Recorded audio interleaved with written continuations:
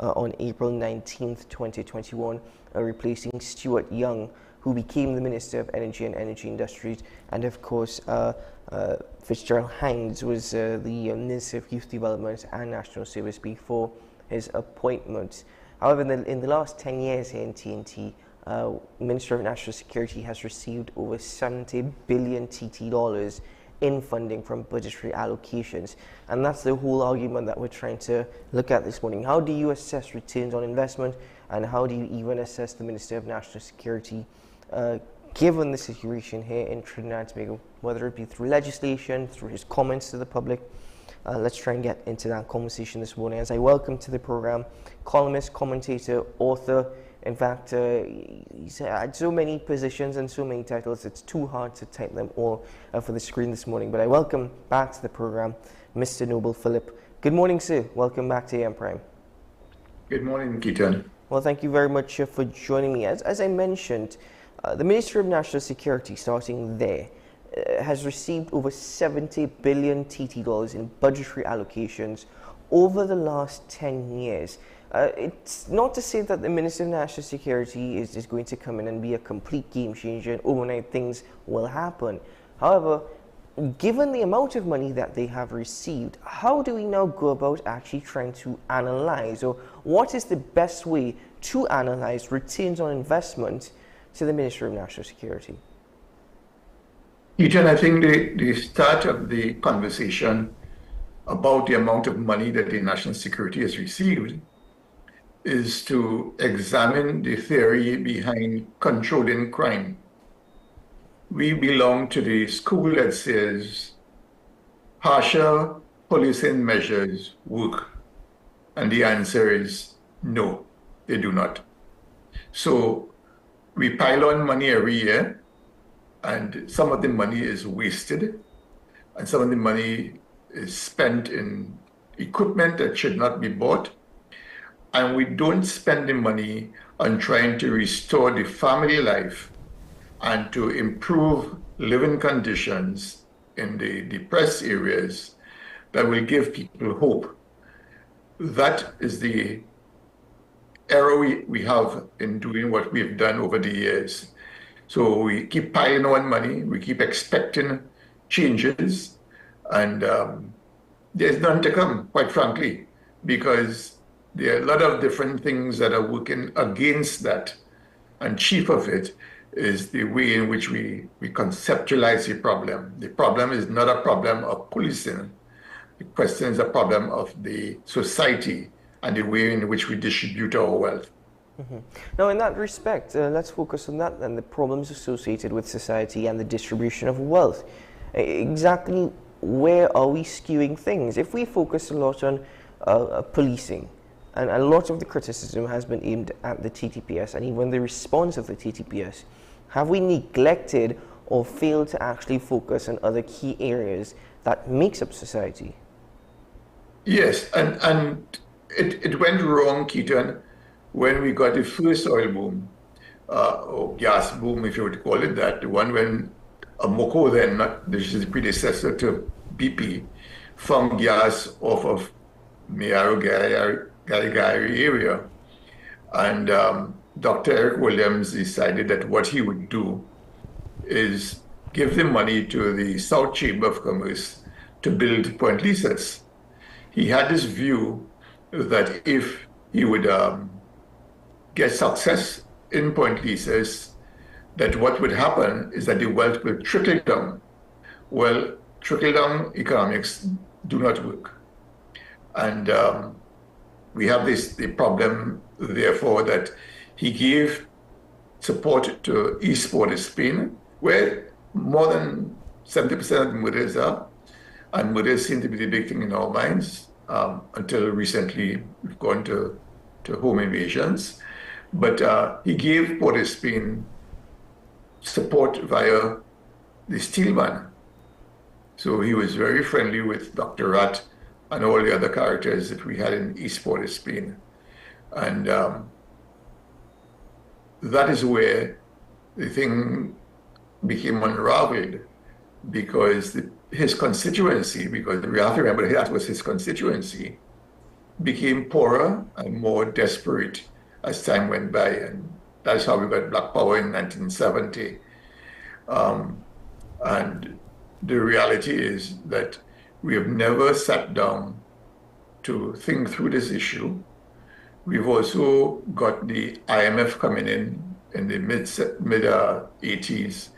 I think that's correct, the mid 80s, when the boom expired. And they said, less government works.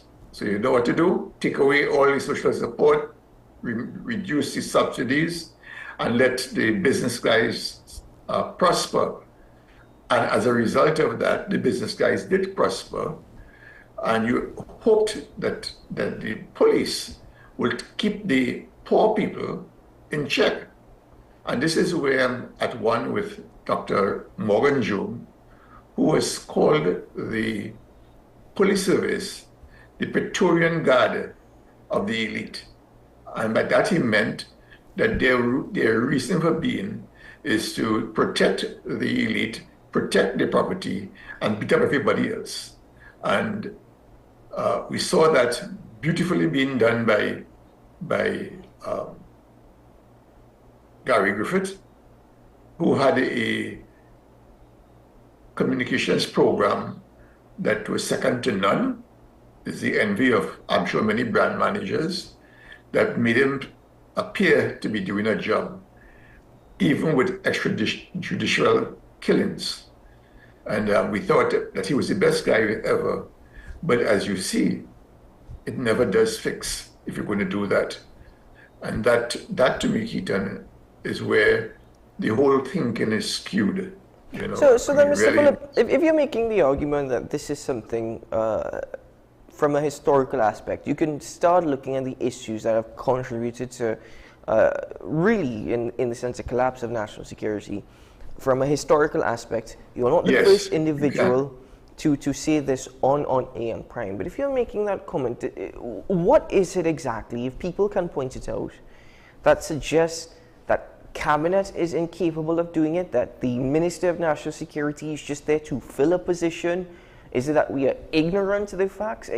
I mean, if you have a historical context, why is it not difficult to, why does it seem to be difficult to correct? Yeah, I think that you are right. Successive cabinets have acted improperly and against the best interests of the nation. All right, and I will tell you that starting from Bernard, Commissioner Bernard, Police Commissioner Bernard, he got undermined by the way in which we decided that we would run the police service post-independence and during his term of office. And I'm not saying that he was the best police commissioner. I have my doubts about his performance, right? But then you go forward and you brought Gibbs and his deputy out of Canada, and they began to change the way we were policing. They began to work with the community, the business community, and the residents to try and organize how we should police the nation. You will recall as well that the Scotland Yard guys came through, but under what was called the People's Partnership. When they arrived, one of the things that our dear friend Mr. Jack Warner did was to send Mr. Gibbs and his deputy, Eswaski, packing. All right, and from then we went into a series of acting police commissioners. And we keep talking about this, the most senior person should be the head. And then one morning, I don't know what came into Dr. Rowley's head. He decided to appoint Gary Griffith. And the tale is still being told, all right? So you are right. The cabinet has not sat down and said, okay, what do we do? And in some instances, the cabinet has acted directly against the interests of the people. Directly against the interests of the people? Against the interests. Against the interests. Could you please? Yeah. Yes. Keaton, I will tell you, because I'm very familiar with the regime of Gibbs. all right, that he would have brought a difference to what we were doing. And I'll tell you why I'm so confident about that. There are a couple of things he did. If you could remember, he closed the stations and put more policemen outside. So his police station was a way of meeting people and making sure that people were on duty. So you didn't have this scandal of people sleeping and doing all kinds of strange things in the police stations. He also went about engaging the community. So there's a lot of town hall meetings to talk to the business people, to talk to the community residents. He then measured what he was doing to see if it was working. So he wasn't interested in whether you liked him or not. He was interested in, I tried this thing, did it work? And the person he asked about whether it worked or not were people who he had in fact had the conversations with before he started the initiatives. So he was going about it in a very methodical way. But for whatever reason, you know, the bright guys who lead us decided that they didn't want the Canadians, and they sent them packing. And we have stumbled left, right, and center, but not forward. Mr. Phillip, do you think that the police officers, if we're using this example, do you think that police officers have more power, influence, and potentially control over a police commissioner than a police commissioner does over their force? Well, there are two things going on. One is that the police commissioner, in my mind, is being selected wrongly. All right, so we go about the way of creating police commissioners that I think are not necessarily the best police commissioners from within the service. Mm-hmm. The second thing, however, is that you have rampant corruption, right? And let us never forget the Maruga case, where the woman police officer told us how they plan to fix the story. All right. I mean, that is an insight into the mindset of the service, which any commissioner has to face, right? And when you think about an expose, quote unquote, that Mark Bassan did, I think it's about 3 Sundays ago, you must recoil in horror, because he is continuing to get stories from somebody unnamed. So unlike the previous regime, where the commissioner wanted to be named, this person doesn't want to be named. And it spells out in great detail a gang that is controlling Eastport of Spain and what they're doing. And I read that in horror, because who would leak that story except somebody who has bad intentions for this nation and for the police high command? And I say that without fear of contradiction, right? Because what that person has done, and Mark Bassan, and I'm calling Mark Bassan's name because he has traditionally been the mouthpiece of the police service, is spill the beans about this gang, and you question yourself as to, is that the way to do things? You know, are you looking to try to belittle the police service and elevate the gang? What are you doing? Are you speaking specifically about the type of journalism that is being practiced? Because one could also argue that these are things that also need to come to light. People need to be aware, because to a good extent it also holds the TTPS accountable. Yeah. Keaton, we are not journalists here anymore. I don't blame the journalists. I blame the business side of the operation. You do not hire investigative people who have time to go and look and see what is happening. All right. You do not have the kind of breadth of support editorially to be able to check and to dig at stories. All right. So when somebody says something, I think all the concern really is we shouldn't get sued. But there's more than being sued. We have to figure out what the story is and what else is going on. How do we uncover it? And I hate to go back as an old man and say, remember when?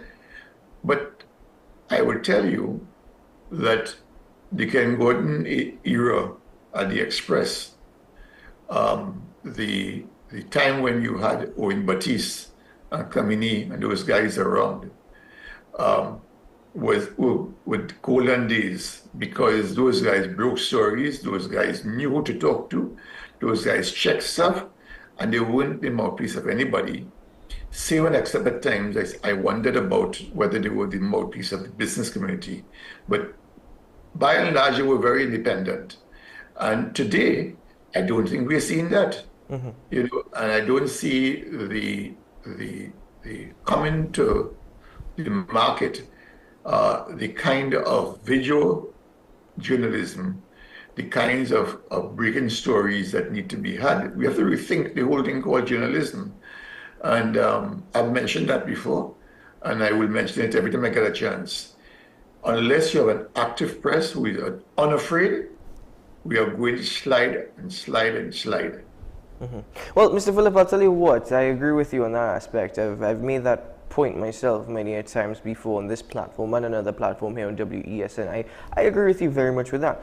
Bringing it back to the conversation about the role of the Minister of National Security, if there has been a natural, well, I don't even want to say natural, but there indeed has been a decay of professionalism and by extension ethics here in TNT. There's been a decay within society. All over TNT, we no longer privy to what we used to have. Therefore, given that reasoning in itself, is it still justifiable when fingers are constantly pointed at the Minister of National Security or at the police commissioner? Is it justifiable, and by is it unfair? Let me be very careful. I am of the view that Mrs. Christopher Harewood, or Harewood Christopher, I can't remember how it goes, Ulla Christopher, has a very difficult job. I am of the view that the corruption within the police service is significant and is high. High-placed people, right? And I want to remind you that we have two former guys at the executive level who are facing charges, right? So we forget that, but that is what happened. And one of those guys, in fact, was being promoted with a full-page ad to become a deputy commissioner. All right, and then they were sent on leave, or dismissed. I don't know what it is, and it's because of the way in which she conducted certain inquiries. So she has a task of watching rogues on board.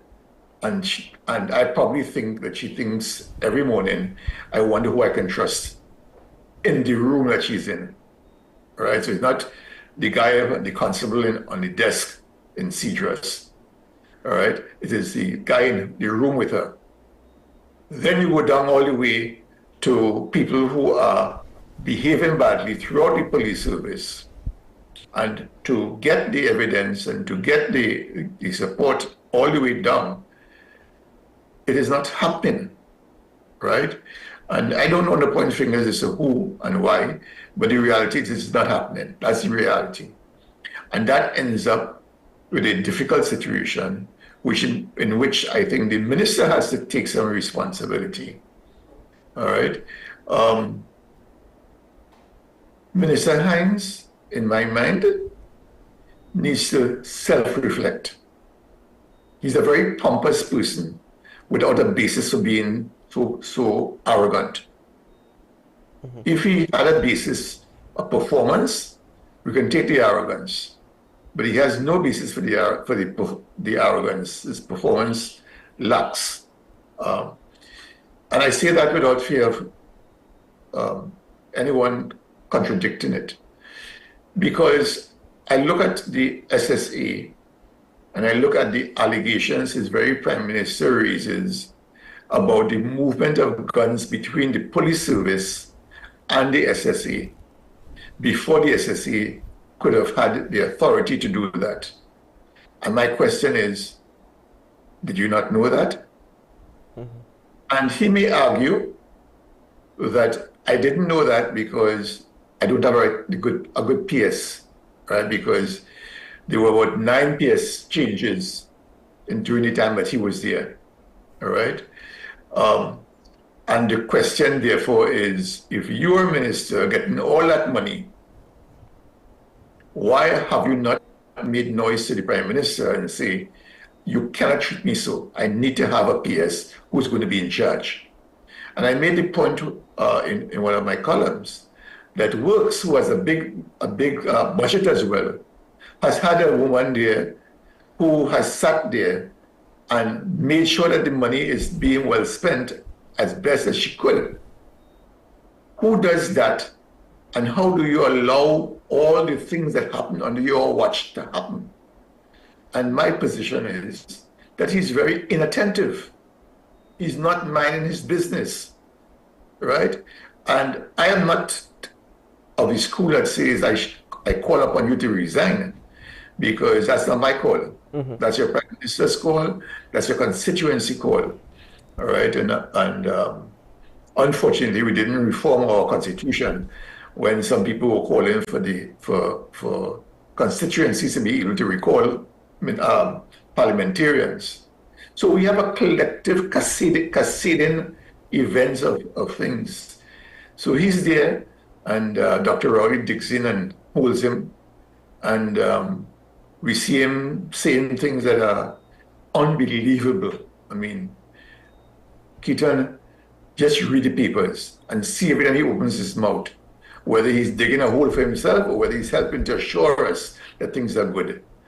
And that, I think, is the summary of his long tenure as National Security Minister. Well, long tenure, indeed, longest serving in 10 years. So finally, Mr. Philip, my final question to you is, given all that you have put forward this morning and the arguments that you have made, what is a suitable criteria to judge or assess a Minister of National Security? I think all the ministers are stewards for the nation. And the money that they get is not money to spend willy-nilly. They have to have a plan, they have to have oversight, they have to watch what's going on and change as you go along. I think that the biggest question I would be asking of any minister, not just national security, is what have you done with the money? What is the theory you're using as to why you want to spend that money in that way? So I'll give you, for example, on an average, they've gotten as you said, $72 billion in 10 years. Yes. And the question I ask is, how come then is our forensics center so under-resourced? How then do we explain that? Because our rate of detection hovers below 10 and now it's about 12. Well, the guys get a chance to do their crime and get away. So they're going to continue doing crime and become more and more brazen, right? You cannot hold a man on hearsay, and you cannot hold a man because somebody tell you they saw him do something, because that somebody will get killed, mm-hmm. right? So that is how I would look at national security. Where are you spending the money, right? So, I mean, until we start investigating how the money is spent and what is the plan, why are you spending the money in that particular way, we're wasting time. Mm-hmm. You know, and that, unfortunately, Keaton goes right back to Parliament, and they join, what do they call it now, the JSC. Joint Select Committee, yeah. I forget what committee they call it, but those JSCs are critical accounting functions for Parliament. But you look at them and they're not doing their jobs. Most of them just all talking and scoring partisan political points. Then how do you expect to get out of this mess? How do you hold the police service in this case, forensic science in this case, you name it? How do we hold them accountable? We cannot if all we're interested in is political, partisan politics. Indeed. Mr. Phillip, thank you very much for your time this morning. Thank you for sharing your thoughts and opinions and putting forward your points on the program. Always a pleasure having you, sir. Thank you. Thank you, Peter. All the very best to you. All the best. Ladies and gentlemen, we take a break here on AM Prime, and when we return, we will continue with this morning's conversations. We will be right back.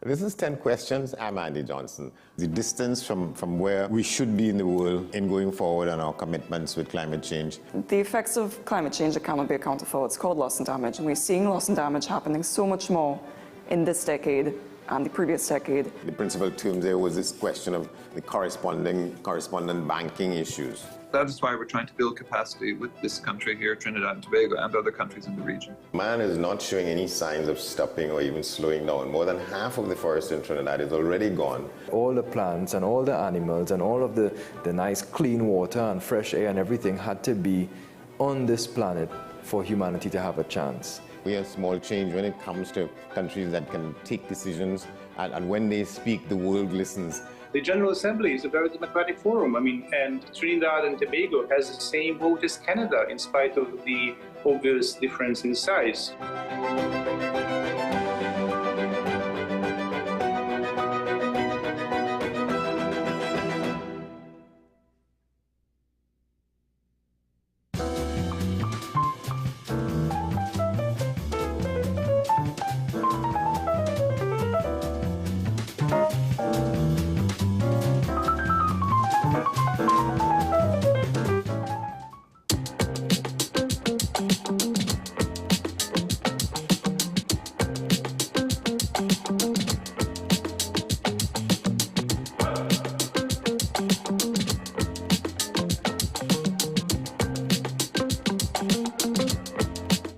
Transform your home with PCU Plus. From stylish furniture to the latest appliances, we have everything you need to create your perfect space. At PCU Plus, we offer fair prices and affordable financing options that are cheaper than hire purchase agreements. With convenient locations in San Fernando, Tobago, Arima, and our lifestyle showroom in Barataria, you're never far from the best deals. Visit PCU Plus today and discover why we're the top choice for quality furniture and appliances. PCU Plus, quality you trust, prices you'll love. Visit one of our locations or find us online to start transforming your home today.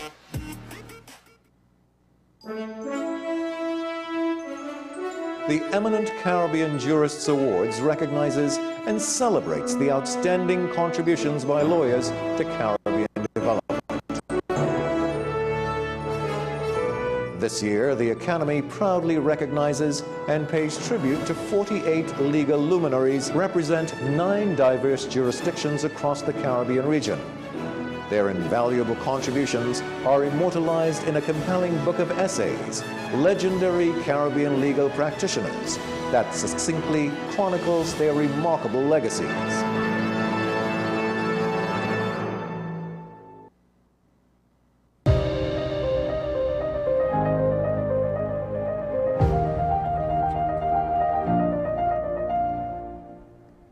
Welcome back to the program, ladies and gentlemen. Well, we're just over 24 hours, just about over 24 hours until the Olympic Games opening ceremony in Paris taking place. 2024 Olympics, we are all looking forward to that. I know I am.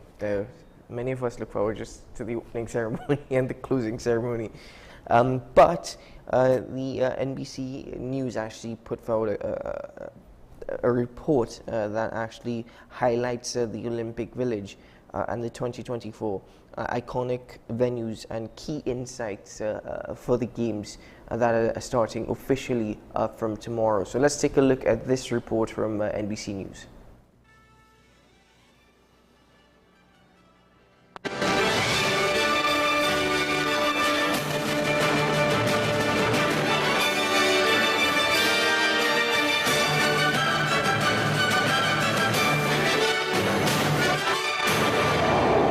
Welcome to Road to the Olympic Games 2024. I'm Keir Simmons. We're here in Paris, the City of Light, as it gets ready to welcome the world. For the next 30 minutes, we're going to take you around this city to the amazing sites and venues playing host to the Paris Olympics.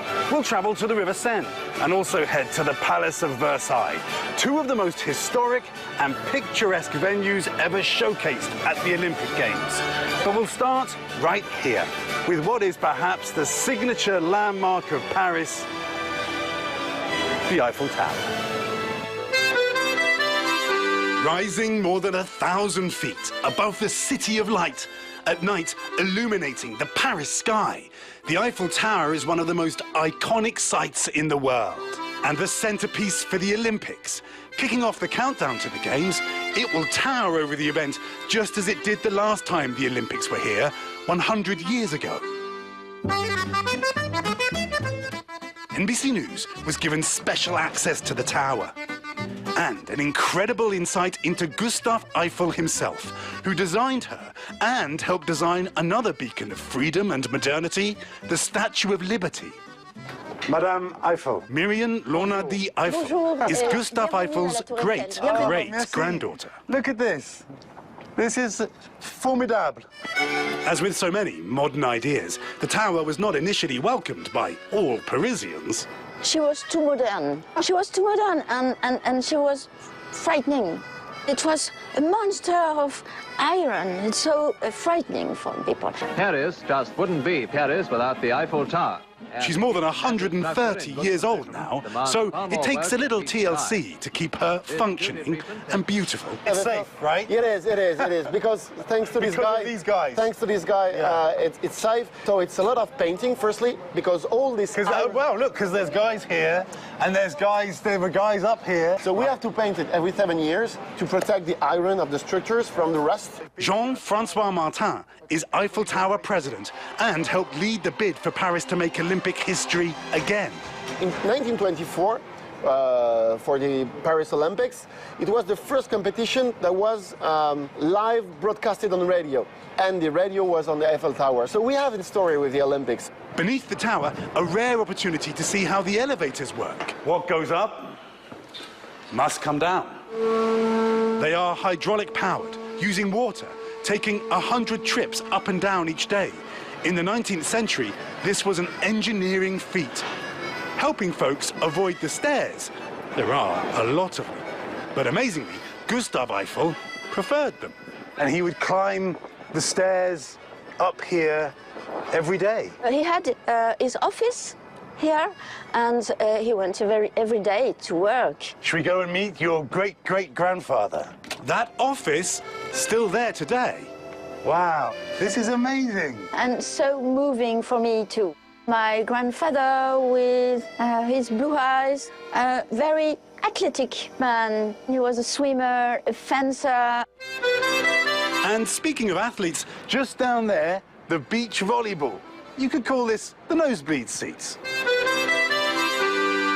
The centerpiece of the Paris Games, like her American cousin, the Statue of Liberty, represents a message from the past about believing in the future, about the power of hopes and dreams.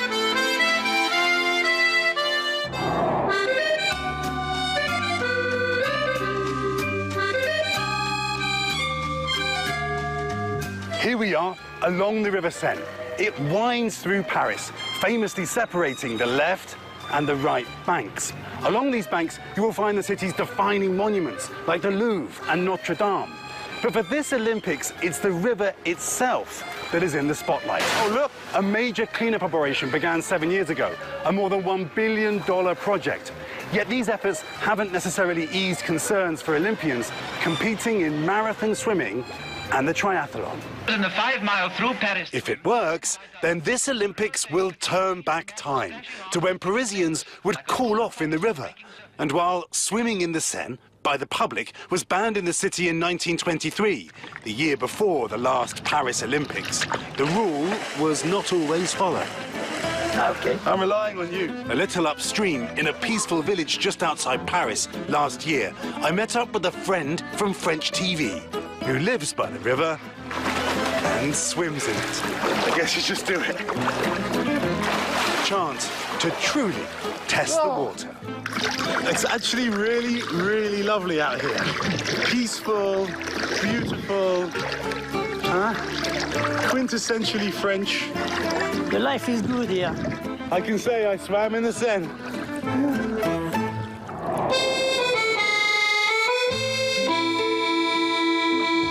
The city of Paris has bold environmental goals to be carbon neutral by 2050, and it is keeping that focus as it welcomes the world this summer.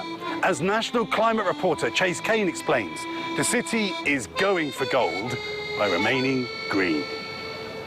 We believe the success of Paris is also how we will reduce the carbon footprint and to resist against climate change. Tony Estanguet is the president of Paris 2024 and three-time gold medalist who we met at a potato farm. Really, he was visiting one of the local farms providing 80% of the 13 million meals served during the games.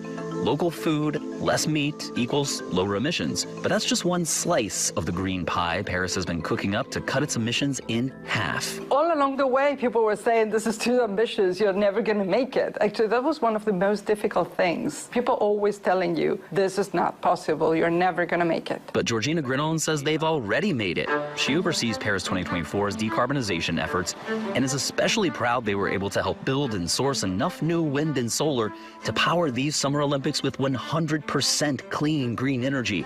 Everything from windmills on the Normandy coast to solar panels on the roofs of venues in Paris. And speaking of venues, using existing arenas also helped slash their carbon footprint.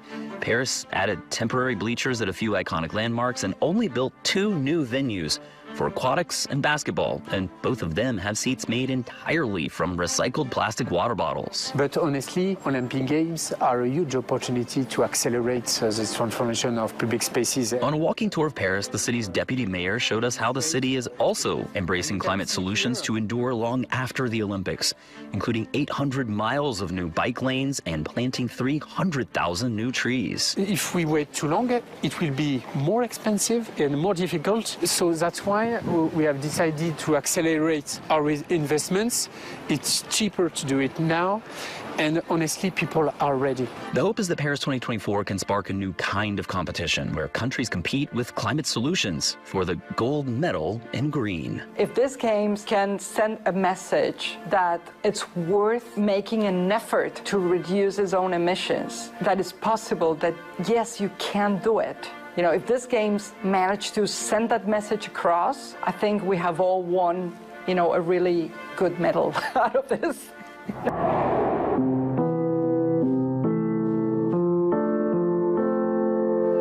Behind me is the Louvre, now a famous art museum, but you may not know it was once also the home of the French monarchy.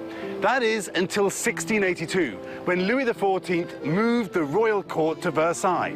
This summer, the site will host equestrian and modern pentathlon competitions. Versailles stands as a monument to Louis XIV's dedication to building an iconic palace, and almost 350 years later, is still a stunning sight to see. From Louis XIV's resplendent reign to revolution, the Palace of Versailles was a masterpiece designed to demonstrate French superiority. This is the shimmering Hall of Mirrors. Incredible. It's meant to be, to impress especially ambassadors or all important guests from abroad. There are 357 mirrors. What was he trying to say, Louis XIV? Of course, he had to say that he was the greatest king maybe in the world. This is France at the zenith of its royal power. Yes. What started life as a small hunting lodge in the forests and swamps outside Paris developed into a glorious palace of 10,000 people. Louis XIV's power, his chateau has over 2,000 rooms, earned him the name the Sun King. And of course, every king needs an opera house. Today, one of the king's apartments is being recovered with gold. Back then, even the gardens inspired international awe and imitation.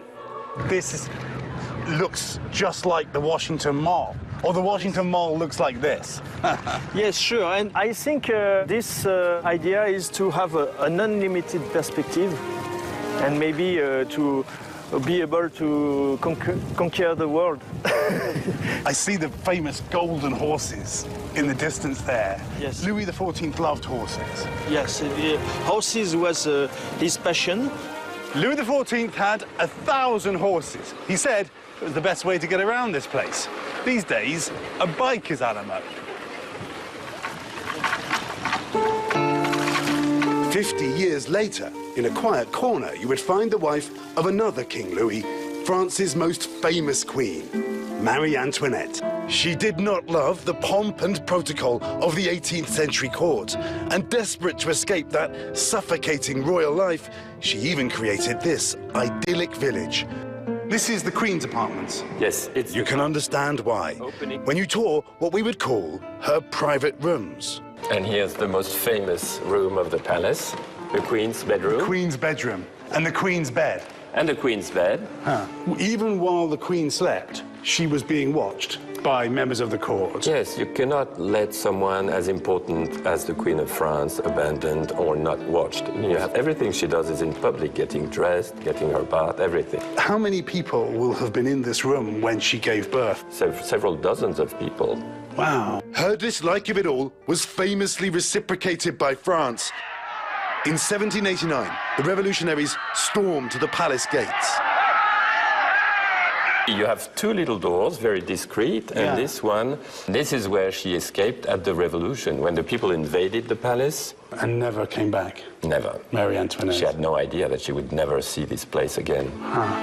The end of French royalty. Versailles' opulence had come to represent all the revolutionaries despised. Yet more than 200 years later, it is one of the most popular tourist attractions in the world, inspiring admiration, just as the Sun King envisaged.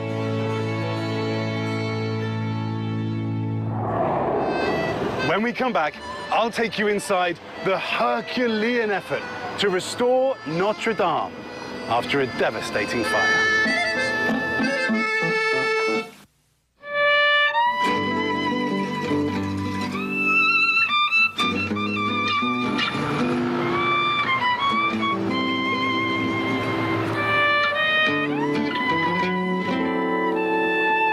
Under the Eiffel Tower, the beach volleyball stadium now has 2,000 tons of imported sand. We really welcome the world to come and to join us this summer. Close by, a first look at the judo and wrestling venue, with almost 8,000 spectators expected. It's going to be crazy. We have a magnificent stadium. At the famed Place de la Concorde, where history has often been made, Olympic breakdancing will premiere. Well, next door, look at this, the iconic Champs-Élysées already partially pedestrianised for the Games. The city of Paris itself becoming an Olympic venue. Are you having fun in Paris? We found 5-year-old Isla from DC. You never have a chance to be on the Champs-Élysées with no cars, barely any pedestrians, and it's all to yourself. Most venues repurposed, such as the Stade de France, built for France's '98 Soccer World Cup, getting ready to host athletics competitions. And this aquatic centre, one of the few purpose-built facilities. NBC News got exclusive access to Team USA's training centre. Among the innovations there this Olympics, Intel trialling an AI app helping Olympian or Paralympian quickly find their way around. Look at that, we're here. Technology that allows essentially turn-by-turn directions indoors. Hey! Bonjour! Holly Hasegawa-Leclerc from Seattle now lives with her family on a houseboat beneath the Eiffel Tower. We are so excited about the Olympics. They'll temporarily relocate their boat to make way for the opening ceremony, but they are no less excited. To compensate for moving our boat for the Olympics, they are giving us 5 opening ceremony tickets, and that is definitely on my bucket list.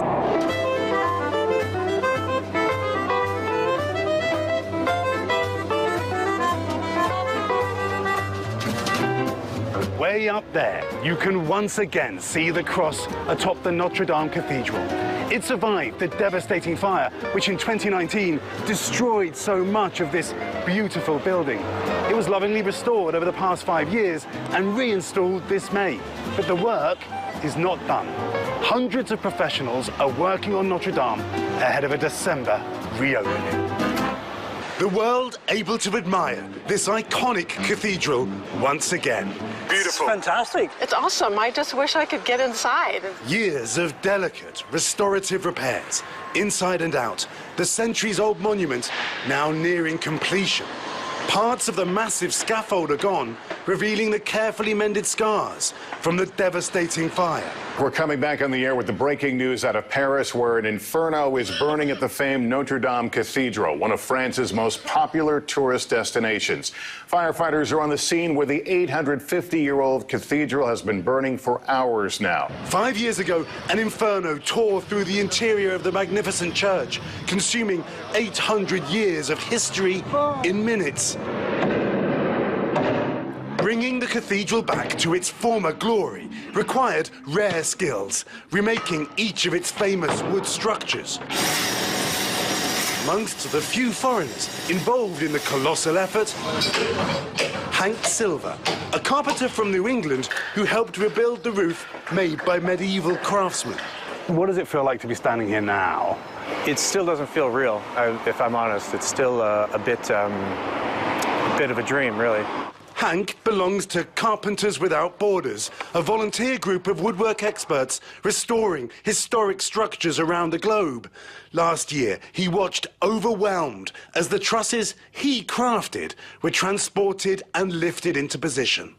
What was it like to watch that? To see a truss of that scale, hand-hewn, pegged together, flying through space, it's a really out-of-time kind of experience.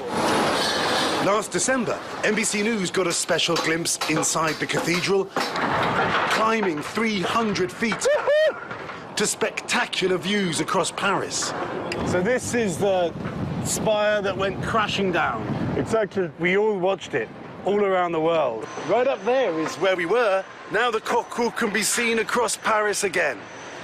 We first met Hank last summer at a workshop in Normandy, painstakingly crafting the roof's beam. In the U.S., we have a built tradition that's much newer. Being able to work on this building, which is the birth of this technique, is particularly meaningful. Using replicas of medieval tools like these axes, Hank and his colleagues reconstructed each truss exactly as they were made in the 13th century.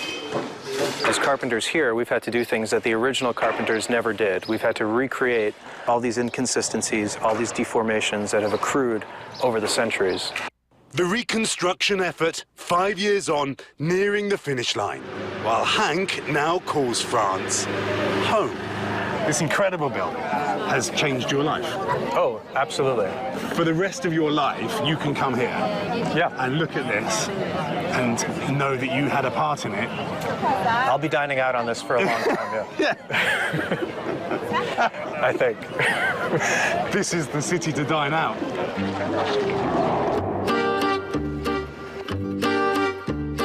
Who doesn't love this Paris street life, with a cafe for a coffee or a wine? But below these streets is an underground site that is part of the city's heritage. The Paris Catacombs first opened its doors to the public in 1809. Now it draws hundreds of thousands of visitors every year. This is the way down. It's only the beginning. Hidden 65 feet underground, a glimpse into the soul of Paris. The Empire of Death. Death, death, death. Oh my goodness. It's kind of goosebumps, really. Yes, some people even cannot believe that these are real bones. These people are just piled up. Yes, and from many, many centuries. By the late 18th century, Paris's graves were full.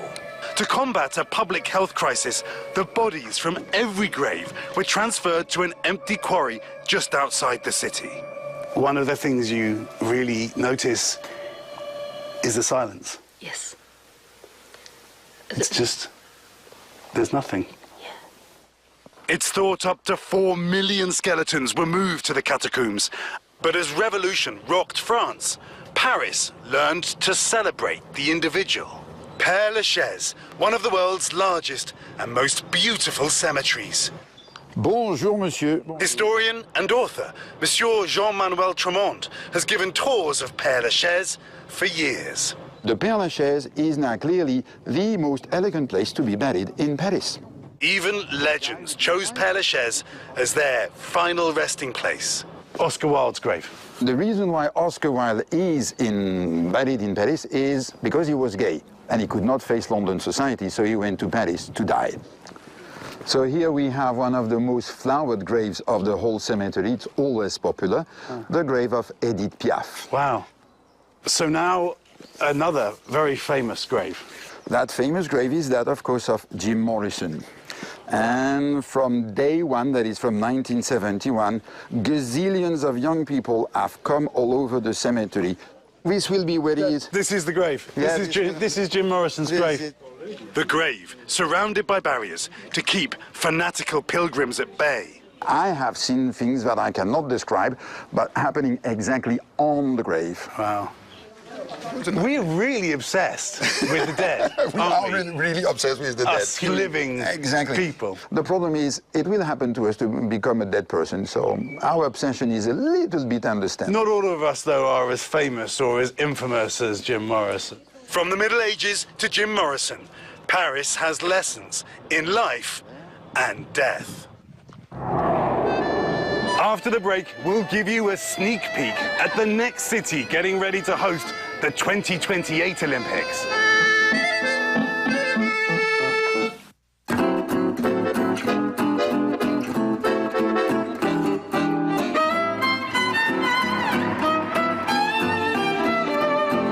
Welcome back to the Road to the Olympic Games 2024. Among Paris's many claims to fame, it's where many say the movies were born, way back in 1895, thanks to the Lumiere brothers. But for the next Olympic Games, we're heading to the city now most associated with the film industry, Los Angeles. Gary Schwartz is there with a preview. Hey, look, the cauldron is burning. There is arguably no place that says Olympics here in the United States as iconically as the Los Angeles Memorial Coliseum. It has stood here for over a century. It's hosted 2 Olympic Games, 1932, 1984, and for the tens of millions of people who have come here throughout the years for concerts, for some of the biggest sporting battles in history, they've always been reminded by those rings, by that flame, that LA is truly an Olympic city.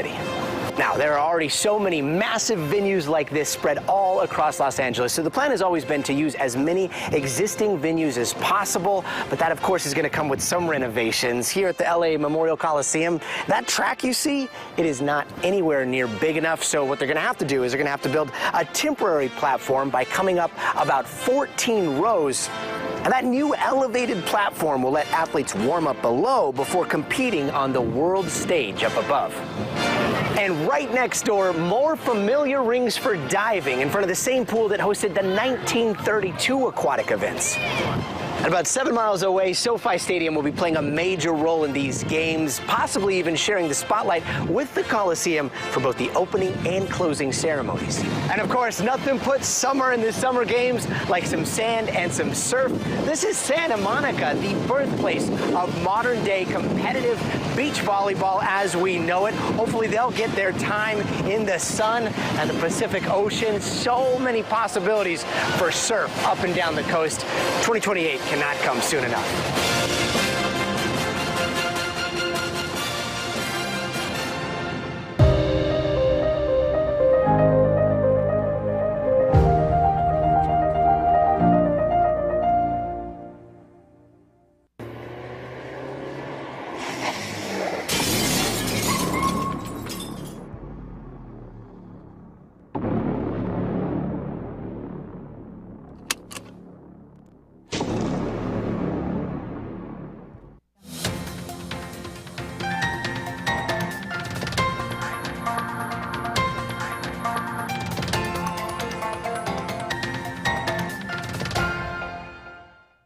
Here is your WESN News on the hour. I'm Naomi Macnish. Thanks for joining us. Here are the headlines. New political alliance to commemorate 1990 coup attempt. Police officer injured and suspect killed in escalating gang violence in Port of Spain. And regionally, Jamaican minister demands urgent action from JPS to restore power post-Hurricane Beryl. Now for the details. Representatives from the National Transformation Alliance, Hope Party and Congress of the People will make their first joint appearance this Saturday at the Red House for a wreath-laying ceremony marking the 34th anniversary of the 1990 coup attempt. Hope leader Timothy Hamill-Smith confirmed the alliance, emphasizing the need for vigilance to protect democracy amidst rising violence. NTA's Gary Griffith stressed their unified effort to preserve democracy, recalling the coup's threat to the nation. The groups aim to form a formidable force for the 2025 general elections with potential interest from UNC and PNM members. Gang violence in South Port of Spain continues to escalate after 2 men, including a police officer, were injured in a shooting on St. Paul Street on Monday night. The attack involved over 84 rounds fired, hitting a civilian and an officer on patrol. The suspect fled the scene and the vehicle used was later recovered by police. In a related raid in Sealots, police killed a man while searching for suspects linked to the St. Paul Street incident. Residents claim the man was unjustly killed, prompting an investigation by the Police Complaints Authority. Police Commissioner Earle Harewood Christopher condemned the violence, emphasizing the TTPS's commitment to maintaining order and warning perpetrators of severe consequences. The situation remains tense as law enforcement seeks to regain control and ensure community safety.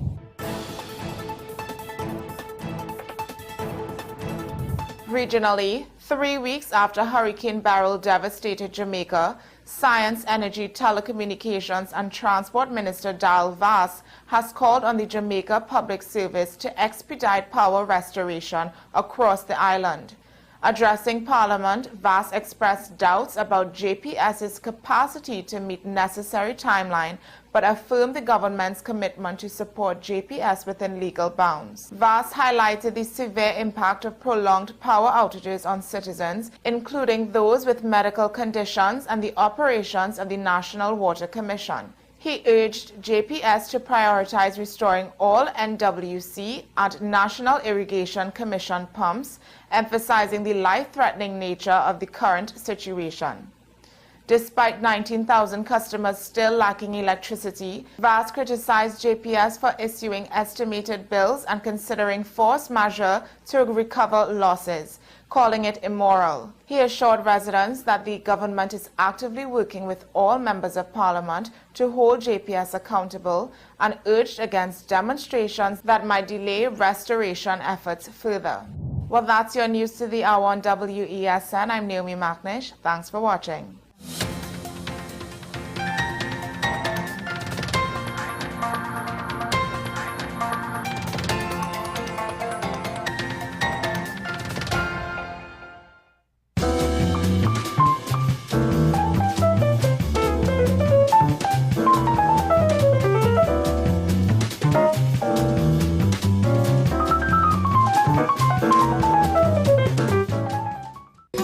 Take some time for yourself or spend some time with the family at Sandy Point Village Hotel. Enjoy our various studio and suite apartments, self-contained with their own kitchenettes and Wi-Fi. We also have our famous 100-foot swimming pool and our beachfront restaurant, the Steak and Lobster Grill. And our location in Crown Point puts us near the center of activity from the nylon pool to the local nightlife. Call us and make your reservations at 639-8533, 389-2378 or email us at sandypointvillagehotel@gmail.com. You are watching Strictly Legal on WESN Content Capital. Just give an overview of what exactly is that split arrangement. Nah, you don't need to register nothing. You don't need, we can do that another time. But then it becomes a hit, and then everybody starts to want to claim. The laws that predate many of the independent countries' constitutions are going to be those colonial laws. We know there are an infinite amount of circumstances that would lead to a murder. I have a great idea and I have a great concept, but until it's actually expressed, it does not become intellectual property. Accomplishments or targets of a forensic accountant is to quantify what may have been lost. They believe we defend criminals and we manipulated the law and we exploiting the system. A responsible journalist will reach out to the person who they have the information on for a comment.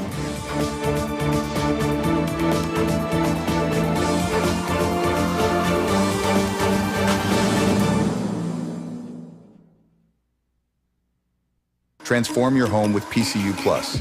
From stylish furniture to the latest appliances, we have everything you need to create your perfect space. At PCU Plus, we offer fair prices and affordable financing options that are cheaper than hire purchase agreements. With convenient locations in San Fernando, Tobago, Arima, and our lifestyle showroom in Barataria, you're never far from the best deals. Visit PCU Plus today and discover why we're the top choice for quality furniture and appliances. PCU Plus. Quality you trust, prices you'll love. Visit one of our locations or find us online to start transforming your home today.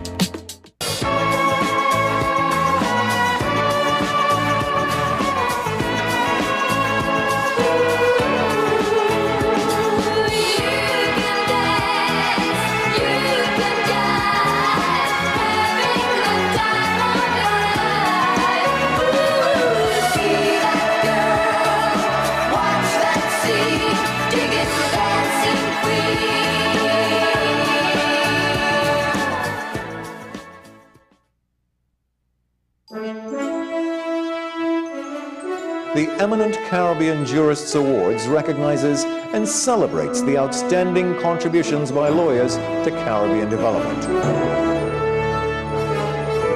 This year, the Academy proudly recognizes and pays tribute to 48 legal luminaries represent 9 diverse jurisdictions across the Caribbean region.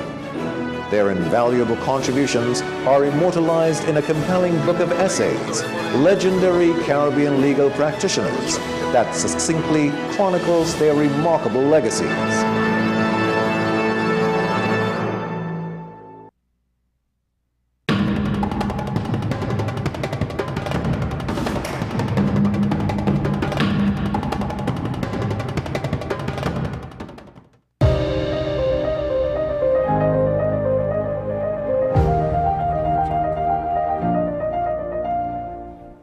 Welcome back to the program, ladies and gentlemen. Thank you for being with us this morning as we continue the conversation. The Booksellers Association of TNT is lamenting an uptick in shoplifting at bookstores across the nation during the July-August vacation. And we're questioning this morning whether or not there's a link between that and, of course, people being unable to afford items going back to school. Nevertheless, there is no justification at all for any of these crimes being committed, but it does point to a bigger picture. I welcome this morning the director of the association, Mr. Vivek Charan, to the program. Good morning, sir. Welcome to AM Prime. Good morning. Well, Good morning. Thank you for having me on. Thank you very much for joining us. Usually speaking, does the Booksellers Association see an uptick? Is it common to see an uptick during July, August as compared to the rest of the year?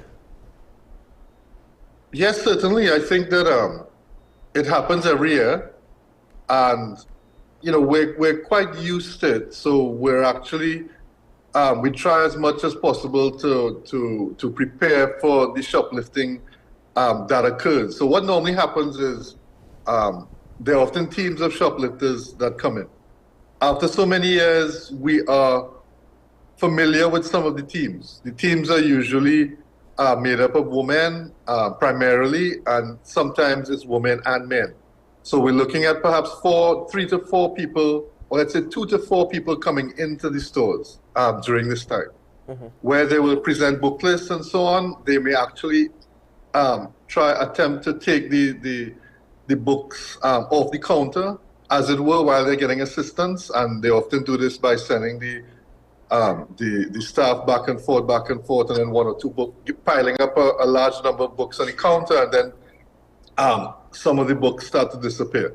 Or else they put the books in the basket and shop around for many other items when it's busy, and then find a sort of secluded place within the store. And then two people block, or somebody blocks and looks out for the security, and the other person does the shoplifting.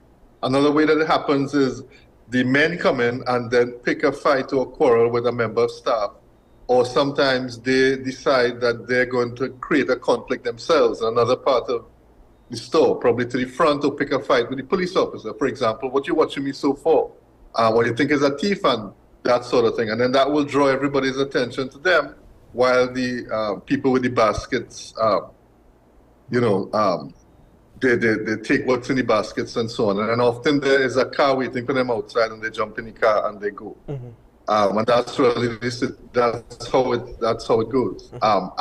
We believe, because we have sort of done our investigations, a lot of this is done for profit. What is stolen is actually taken back into different areas, or it's sold from some vendors on the streets. Not all the vendors on the streets, obviously, are people selling stolen items, but in many cases, some of the books that are stolen from the bookstores, together with many stationery and uniform items, end up being sold on the streets, in markets, and on the streets, and sometimes not very far away from the store in which it is stolen. And how we know this is that all of the books within the store are stamped. They're stamped with the stamp of the company of the bookstore that the books are being sold from. And that is to identify the book, so that when customers bring the book back and they have to exchange it or ask for a refund or something, it can be done. So therefore, when you find that brand new books are being sold by vendors, or certain people, I can't say all, I don't mean all street vendors, but by certain people off the trunk of a car outside there, it could possibly be that you're buying stolen books and so on. Which is also a crime. And the reason I'm saying that is because you have to have an account with the publishers, the local publishers, and sometimes it's foreign books. You have to have a foreign account with UK or publishers in order to import the books into Trinidad. And also, you have to have an account with the local publishers in order to purchase the books. So therefore, what's going to happen is that if you see somebody actually selling the books out of the trunk of their car, or just on its brand new books and so on, it's hardly likely that they would have bought it directly from the publisher. Now, in that regard, how significant of a loss is this causing these businesses, booksellers? I think it is quite significant. You would be very surprised. I mean, when you look at the quantity of items that are stolen, and you look at the fact that it happens in one day, it is quite possible for a shoplifting ring of individuals to go to more than one store. When you see that on our own booksellers chat, information comes to us about a theft in, let's say, Movitown, at Books, at a certain store, and then later on something similar happens in downtown Port of Spain, and then we start to share CCTV camera footage and so on. Then you realize that the same individuals are involved. So it could quickly ramp up into, because the back to school season is an intense season. There is a lot of after COVID, things have been somewhat quiet, but quite interestingly enough, after COVID, when things were quite quiet, the shoplifting wasn't as bad, and now we're seeing an uptick very early in the season with the shoplifting from reports from other bookstores and so on within the Booksellers Association. So then, therefore, what are the mitigation measures that are being implemented, given the fact that you said that you're accustomed to this and you're now able to even realize the strategies that are being adopted by book thieves? Well, what we tend to do is we put in a lot of CCTV cameras, that are monitored at the time. The staff is actually very, I know it's risky to actually answer that question, to give away all measures, but of course being aware of it. No, I mean, I think it's good. I mean, I would rather tell you what they are and you hope that it can prevent these things from happening. The fact of the matter is that we have many CCTV cameras. Some of them everyone can see.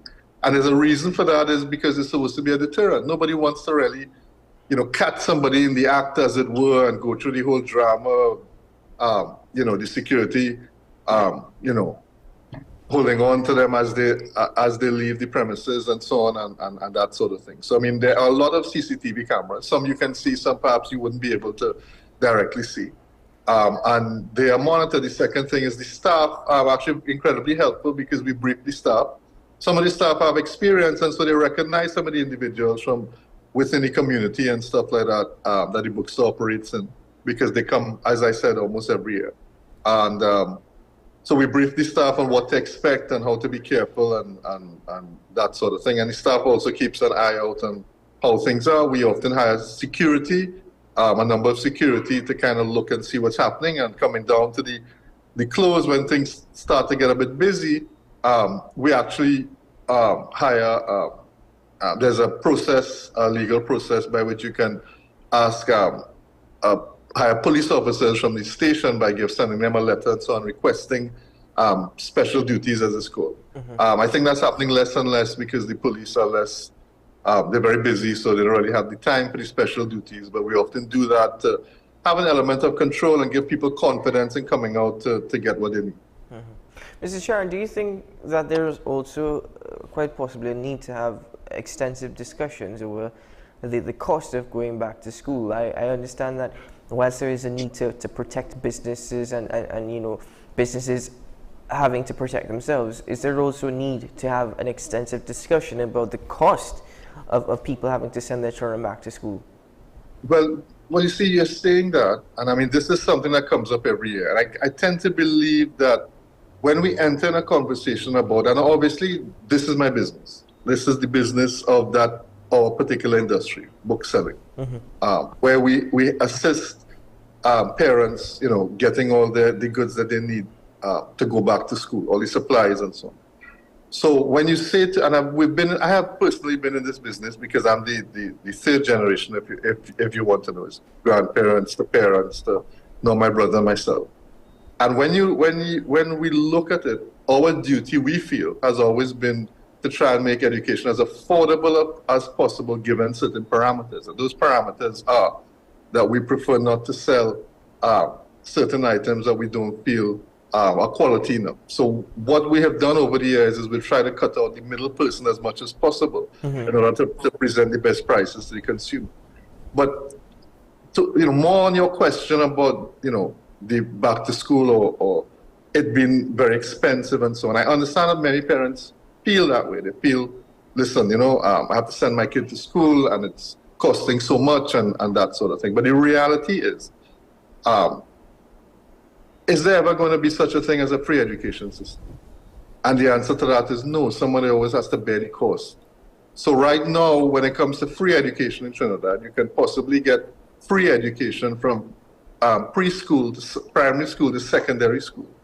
Not necessarily tertiary education, but you can get it all the way up to, you can get subsidized in tertiary education through GATE. Once you fulfill the means test, but let's say up to secondary school. So the only thing that you have to do really to attend school is once a year, which is at the beginning of the academic year. You will get a book list to go up into the form or to go into your new school. And then you will have to fill the requirements on the book list for the entire year, which would be the books that will be used for the entire year. When you enter into, let's say, Standard 4, and you enter into Form 4, in other words, Standard 4 would be when you begin to prepare for SEA exams, and Form 4 when you begin to prepare for, let's say, CSEC exams.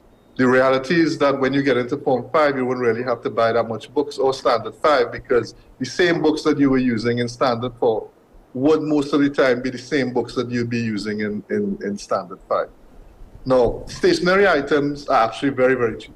Stationery items is you can buy a pen for $3. You can buy, copy books for a dozen copybooks are not expensive. A notebook is $7 for one.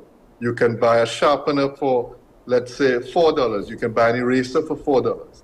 So when you look at the materials that a child needs to actually go to school and sit at their desk and be able to write and have a copybook to write in or a notebook to write in and take notes, the stationery itself is not expensive. When you look at the fact that the textbooks most of the time is what is going to cost the parent. However, the government has for a very long time implemented a textbook rental program, whereby the government provides the textbooks for the students. That being said, there are additional books sometimes, and sometimes the parents themselves believe that they need to purchase their own set of books for the children, and that is fine.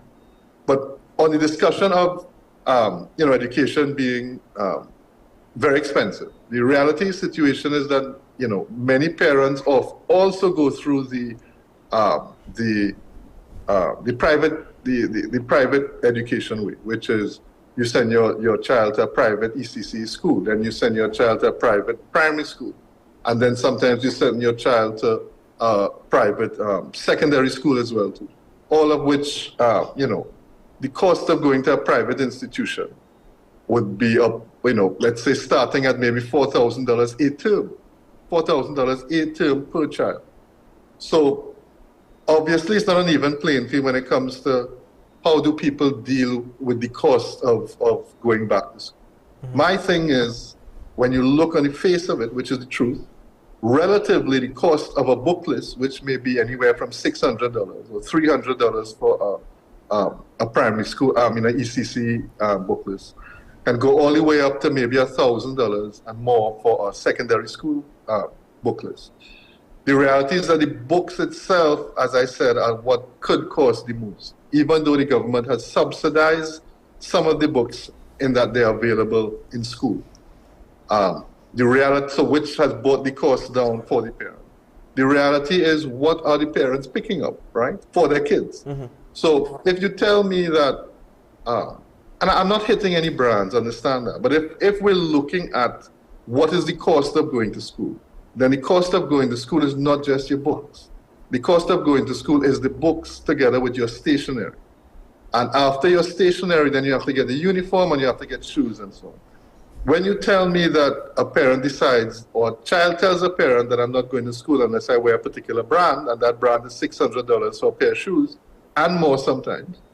So we're talking about Nike or Adidas or Converse that is all white or all black. The trends differ every year. It is for the choice of the parent whether they want to do so or not. But certainly, you can't add that on to the cost of going to school and say, well, my back to school bill was so much. I often also win sometimes when I see parents go up to Cash and so on, and the children or they themselves pluck $20 pens from the pen station and so on to purchase, because 5 $20 pens are obviously $100. But do you need a $20 pen? Do you need a $20 gel pen or ballpoint pen for your child to go to school? And the answer to that question is no, you do not. You quite simply can use,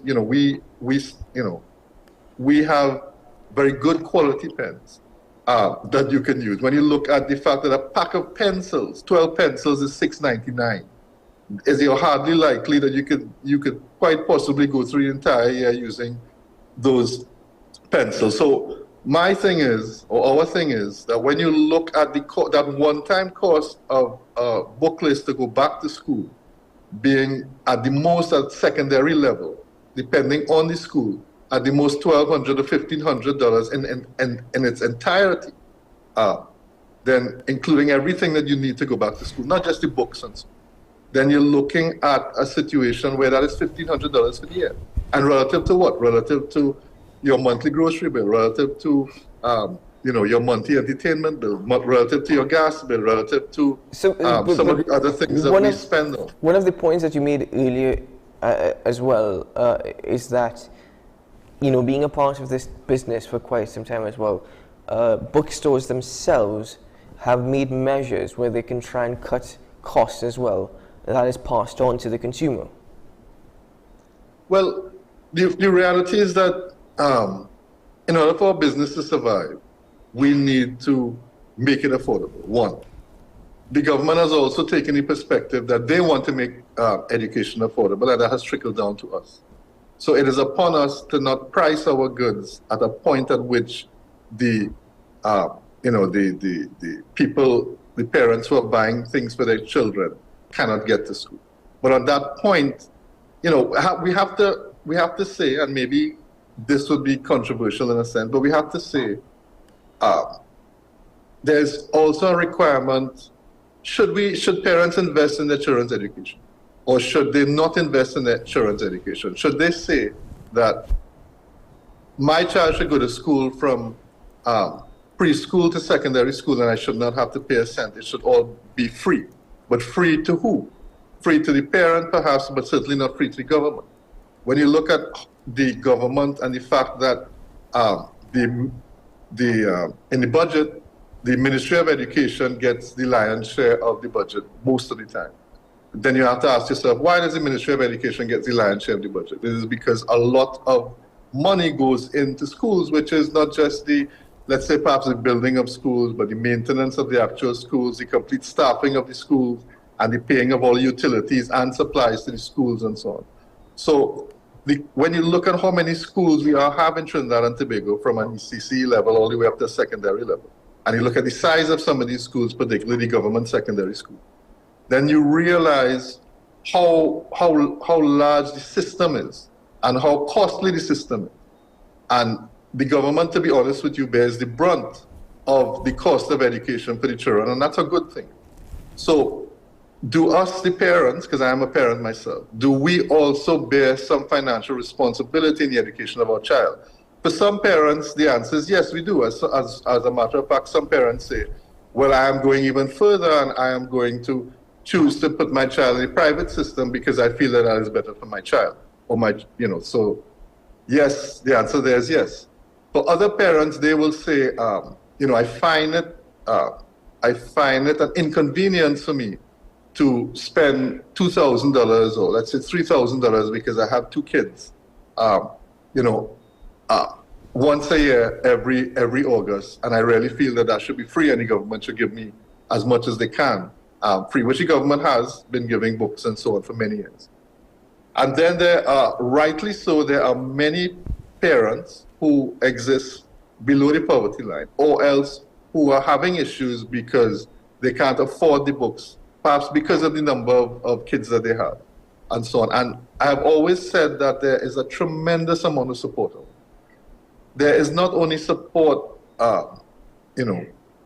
from the government in terms of, well, this year the government has given out $1,000 grants, as it were, yes, for people who applied and so on. That's a good thing because it's better than actually giving the books, because it shows that the government understands that the cost of going to school includes more than the books, and so it's up, and also there are also books in the system from the textbook rental scheme already that students can use, and that is stored at the school. So the government has helped in that regard. Other than that, over the years, I can tell you that there are numerous people. There are churches, temples, and mosques that assist people in need by coming to the stores and so on, and actually purchasing, they even ask for it for free, purchasing the books to give to people. There are numerous NGOs that assist in this regard. There are numerous individuals who take it upon themselves in their communities and so on to do a book drive or do a charity book drive and so on. There are also companies that decide that we are going to assist our employees and so on, and so we're going to buy certain items for you and that sort of thing. There are regional corporations that take it upon themselves to help people in their communities. There is also, at the last instance, there's also the schools themselves that often will have somebody coming into a store and having no other option but to steal the books to send their kids to school. What you see before you on the CC camera is certainly not that. Very often or not, sometimes they have their own car. Very often or not, they are extremely well dressed. Well, I guess they wear jewelry and so on. A thief has no one look, Correct. They don't. It's different. But what I would like to say is that I believe in education. I really do. I came up when you look at some of the people in our society who have distinguished themselves over the years and found themselves in government or found themselves at the top of their profession, when you listen to their stories, they often came from what we could describe as a lower economic background or poverty even in certain situations. Yet somehow or the other, one of the greatest triumphs in our culture is of the parent who has sacrificed for that child, even though the parent themselves were illiterate or did not have the opportunity to go to school. But having sacrificed for the child and sent their child to school, the child did very well. And then the child has accomplished, I would say, quite a feat. And therefore, they're taking the whole family, up as it were. And I think that's something that's often lost because I feel that we see people who feel that they don't see a value in education anymore. And because they don't see a value, they find it difficult to say, I need to pay, I need to come out and buy a book list, a set of requirements in the book list for my child once a year. And I really don't want to do that. As a matter of fact, I don't want to pay anything to the school whatsoever. My child has to go to school, so I'm sending him to school. But other than that, I don't see any value in education for my child. And I think that's quite the wrong thing. It will always be that the greatest and easiest route out of poverty for a child is education, I believe. Because education puts you on a certain level where you can access employment after school. And now the situation with employment outside of school is that even when you decide that the end of your school is your school life is Form 5 in secondary school, unless you're going on to learn other things on a professional level or vocational level or something like that, or going into, let's say, ECC or whatever, the fact of the matter is that the amount of jobs that are open to you coming out of Form 5 with just your CXC passes, the pay level for those jobs are not going to be great. And so therefore there's always the onus of, finishing school after sixth form and then moving on to a different level of training or education. And then the higher up you go, there should be better opportunities for you if you do types of copy paper. So if our goal is to make education as affordable as possible for you, then really when you come out to shop, you should have the liberty of buying those things that can fit your budget. And what we don't appreciate is we have large companies sometimes going into the schools and marketing their products, and when the schools put that particular product or brand, the parents feel that that is the only brand that is acceptable to be bringing to the school. Indeed. And often that brand could be at a very high price, which we don't agree with, and then the bookstores get blamed for this. The reality is copy paper is copy paper. Copybooks are copybooks. Pencils are pencils. Pens are pens. You can test it out yourself in the store if you need to, but the reality of the situation is that the price differentiation between different brands of pens and pencils and copybooks is wide enough that you can find the correct place for you to purchase the things that you need for your kids. So even if you see a particular brand on your book list, do not let that deter you. If you carry that, whatever it is, to the school, for example, a particular copybook, and the school says that they won't accept it, that can't be right. You need to buy what it is can fit your budget to get into the school. And at the bookstores, we have a wide enough range of items that allow you to do so. Indeed. That's a very good point, indeed, Mr. Charan. Thank you very much for noting that. Very much need that level of awareness. Thank you, sir. Thank you very much. All the very best to you. Take care. That is an excellent point, actually, to wrap up that conversation. I never really understood why it was put on the book list that you need to get this particular brand, or this is the only brand that you could get. I never understood it myself. And there was something where on book lists I was seeing that you had to buy a bale of copy paper to give to the school.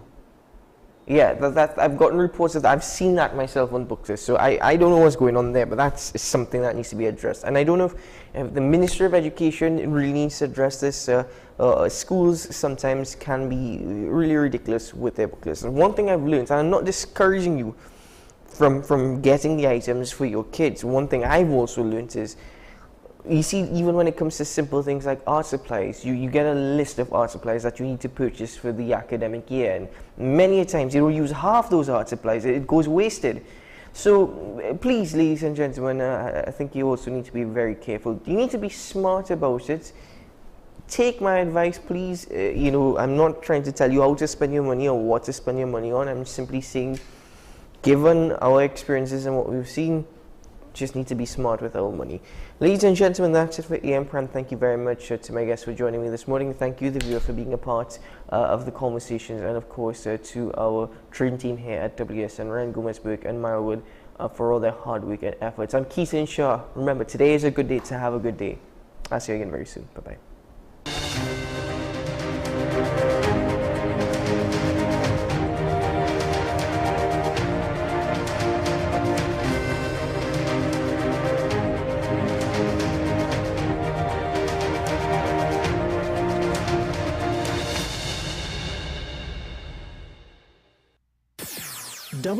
WESN.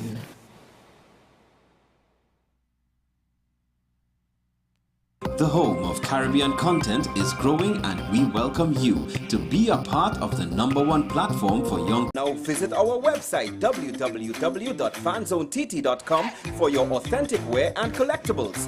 The only place where you can use both your Visa debit and credit cards.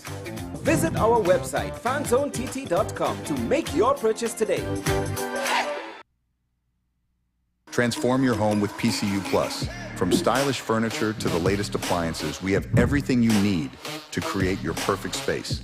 At PCU Plus, we offer fair prices and affordable financing options that are cheaper than hire purchase agreements. With convenient locations in San Fernando, Tobago, Arima, and our lifestyle showroom in Barataria, you're never far from the best deals. Visit PCU Plus today and discover why we're the top choice for quality furniture and appliances. PCU Plus. Quality you trust, prices you'll love. Visit one of our locations or find us online to start transforming your home today.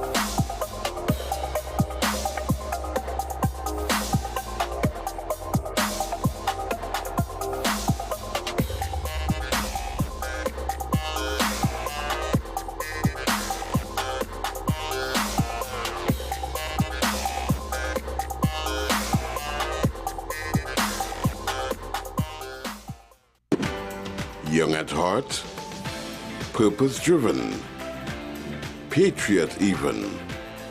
When you like to party, but are still passionate about discussing important issues, the only place where your needs will be met is WESN Content Capital.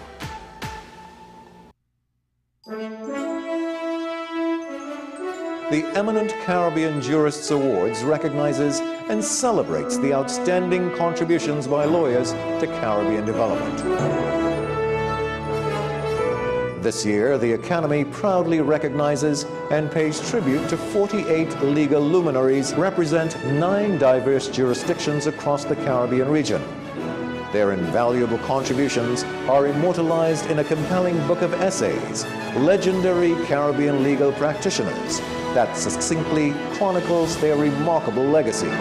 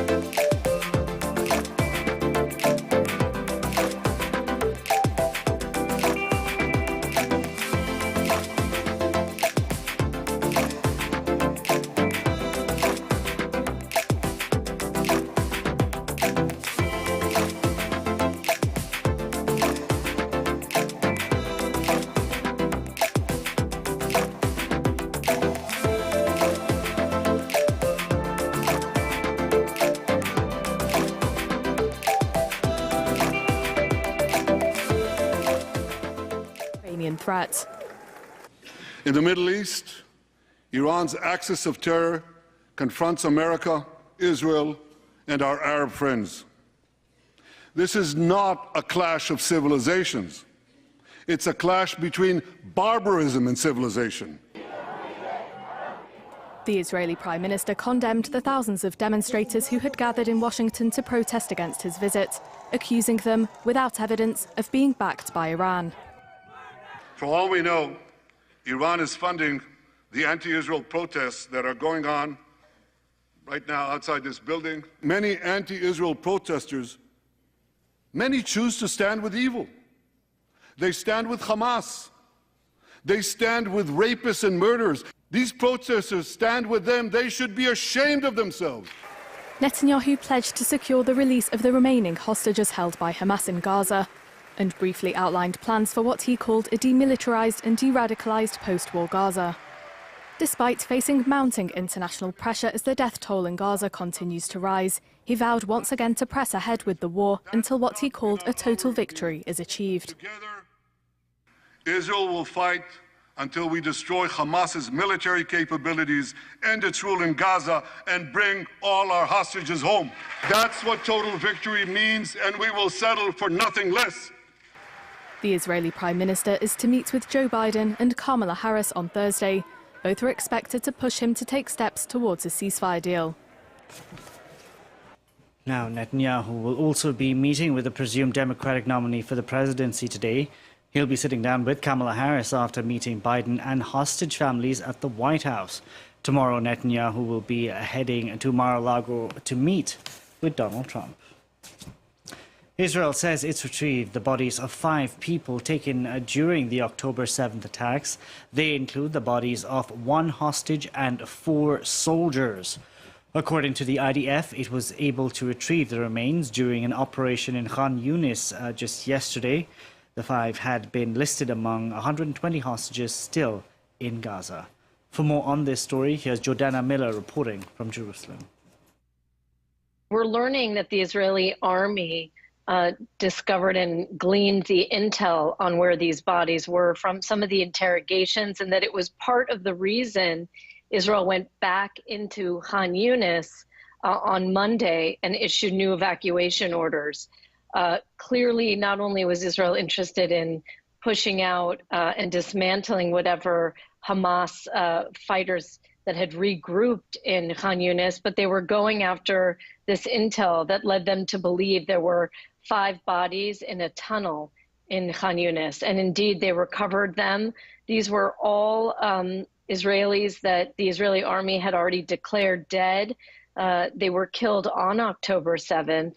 On the day of Hamas's deadly surprise attack. They were identified, and now they'll be laid to rest. The family's grateful, at least, that they're back and can be laid to rest in Israel. But also, it has triggered a new wave of anger by the families of the hostages that, every day that goes by endangers not only the lives of the hostages, but makes it even more remote for those who've already been killed, that their bodies will be successfully brought back to Israel.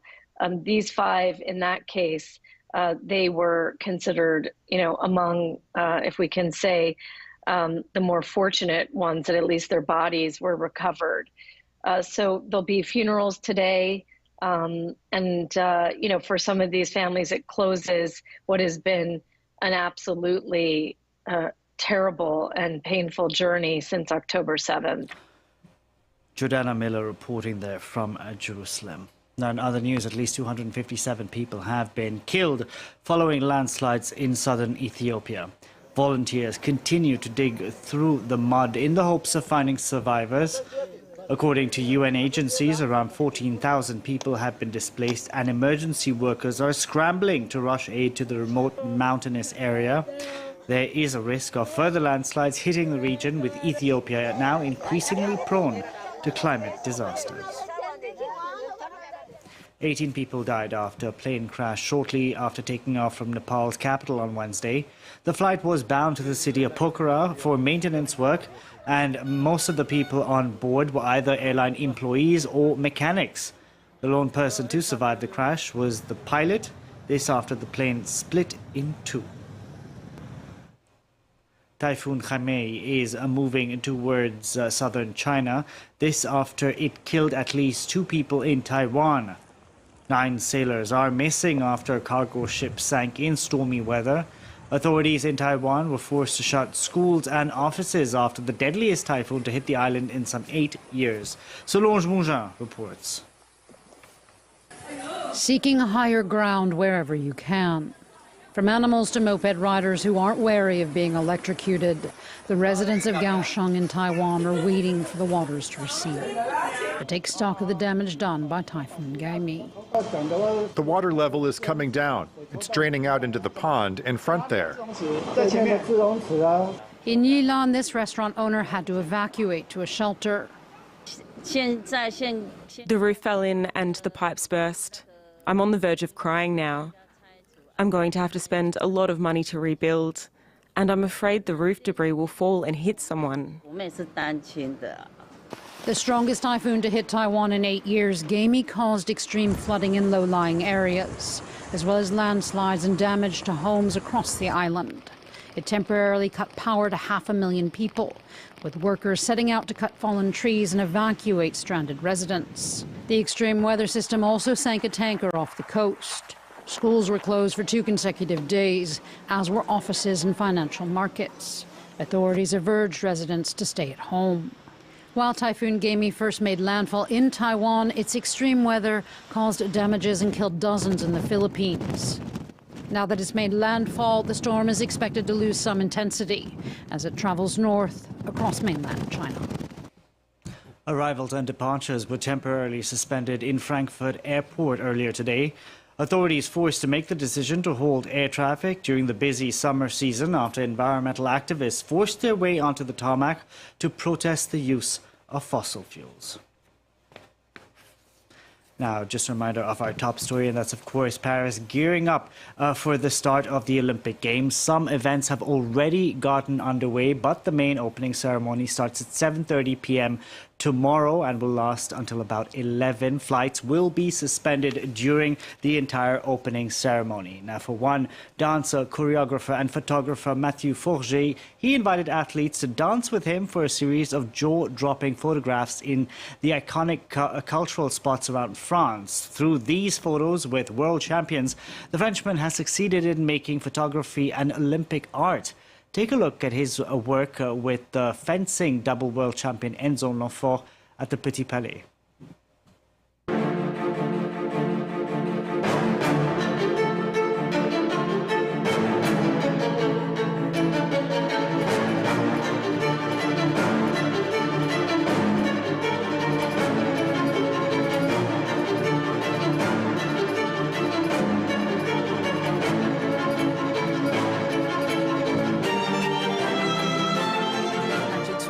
About this shoot and working with Enzo L'Enfant. It was an amazing shoot. You know, it was really the first time that I got to really collaborate with an athlete. Enzo is also an amazing photographer aside. He's an amazing artist of fencing, but an amazing artist of photography as well.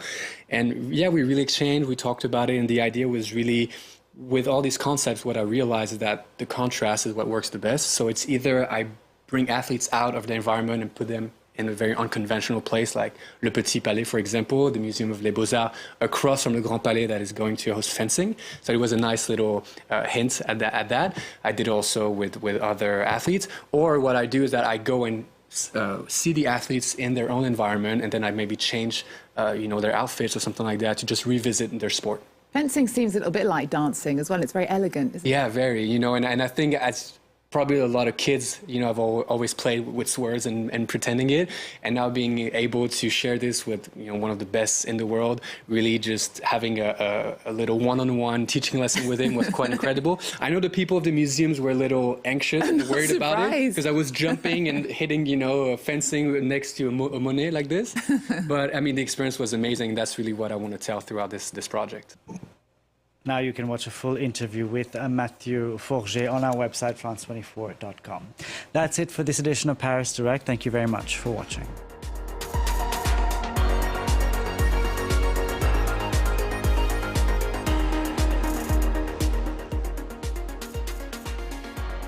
Special event. From July 26th to August 11th, tune in to France 24 to follow the Paris Games. Our teams on the ground will be reporting in 4 languages. Follow all the action, the results and the medals. Watch the interviews, the events behind the scenes, the reactions. During 2 weeks, France 24 will be meeting supporters from around the world to hear their stories, hopes and dreams. Paris Games, from July 26th to August 11th on France 24 and France24.com.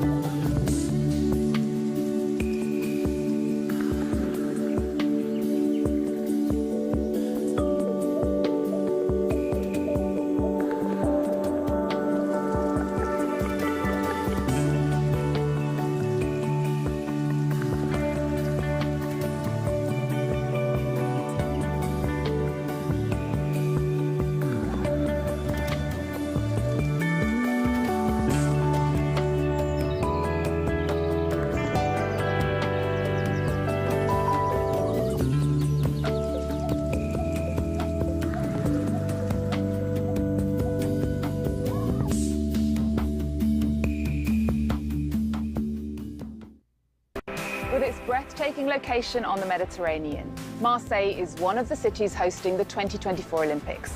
The Games are the perfect opportunity for it to promote its cultural wealth to the world. Join Arts 24 for a special show about the French city going for gold when it comes to food, music and the arts. Arts 24, presented by Eve Jackson on France 24 and France24.com. Thank you for joining us here on Paris Direct with me, Delon D'Souza. The headlines this hour. Joe Biden says America is at an inflection point. The US president defending his record while he explained to the nation why he's passing the baton to Kamala Harris. We'll be crossing live to Fraser Jackson in Washington for the latest. Heavy flooding reported in low-lying areas of Taiwan. This after Typhoon Khamei made landfall, the deadliest storm to hit the island in some 8 years. And the excitement ramping up as Paris gears up to host the Olympics. Security topping minds for authorities with flights due to be suspended around the capital during the entire opening ceremony.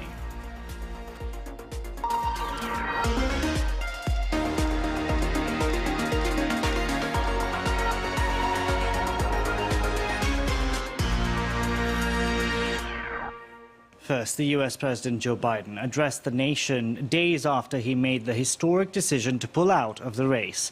The 81-year-old defended his record and said it merited a second term in office. He once again reiterated his endorsement for his vice president. Biden called Kamala Harris experienced, tough, and capable. It's become clear to me. I believe my record as president, my leadership in the world, my vision for America's future all merited a second term. But nothing can come in the way of saving our democracy. That includes personal ambition. So I've decided the best way forward is to pass the torch to a new generation. For more on this story, we can go across to Fraser Jackson standing by in Washington. Fraser, good morning to you. How are people where you are digesting this farewell speech, if you will, from Joe Biden? There's been a lot of talk of it being a speech for the ages, people saying it will go down in the annals of history, those quite grandiose remarks. But I think at the core of it, it was quite emotional sentiment that this is kind of the swan song of one of the United States' greatest statesmen of the last couple of decades.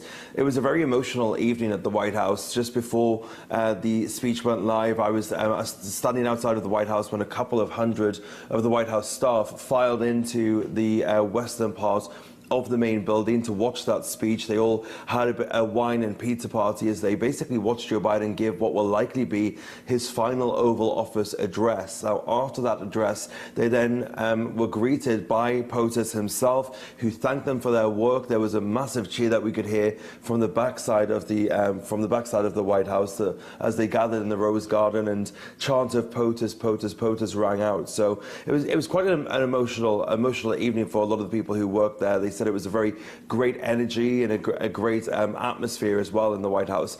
Of course, this is Netanyahu's likely final address, when he basically used it to cement his legacy. That's what he's going to be doing over the next 6 months. But he also says he's still working for the American people. He says he's got a lot more to do, some of it arguably probably too ambitious for 6 months left of a term. He mentioned that he wanted to pass Supreme Court reform. He wanted also to find peace in the Middle East. He also wants to bring those hostages home as well.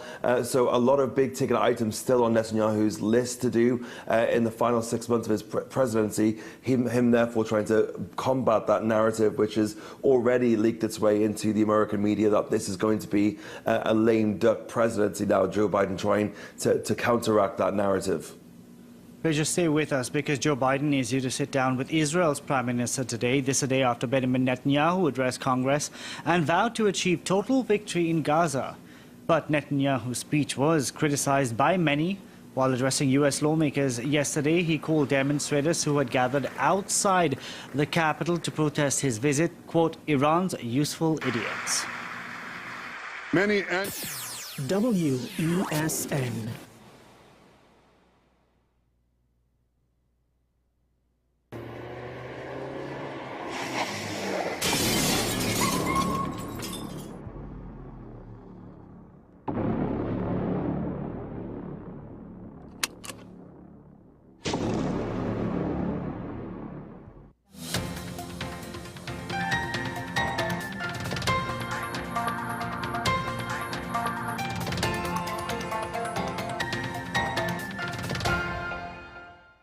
Here is your WESN News on the hour. I'm Naomi Macnish. Thanks for joining us. Here are the headlines. New political alliance to commemorate 1990 coup attempt. Police officer injured and suspect killed in escalating gang violence in Port of Spain. And regionally, Jamaican minister demands urgent action from JPS to restore power post-Hurricane Beryl. Now for the details. Representatives from the National Transformation Alliance, Hope Party and Congress of the People will make their first joint appearance this Saturday at the Red House for a wreath-laying ceremony marking the 34th anniversary of the 1990 coup attempt. Hope leader Timothy Hamill-Smith confirmed the alliance, emphasizing the need for vigilance to protect democracy amidst rising violence. NTA's Gary Griffith stressed their unified effort to preserve democracy, recalling the coup's threat to the nation. The groups aim to form a formidable force for the 2025 general elections, with potential interest from UNC and PNM members. Gang violence in South Port of Spain continues to escalate after 2 men, including a police officer, were injured in a shooting on St. Paul Street on Monday night. The attack involved over 84 rounds fired, hitting a civilian and an officer on patrol. The suspect fled the scene and the vehicle used was later recovered by police. In a related raid in Sealots, police killed a man while searching for suspects linked to the St. Paul Street incident. Residents claim the man was unjustly killed, prompting an investigation by the Police Complaints Authority. Police Commissioner Ula Harewood Christopher condemned the violence, emphasizing the TGPS's commitment to maintaining order and warning perpetrators of severe consequences. The situation remains tense as law enforcement seeks to regain control and ensure community safety.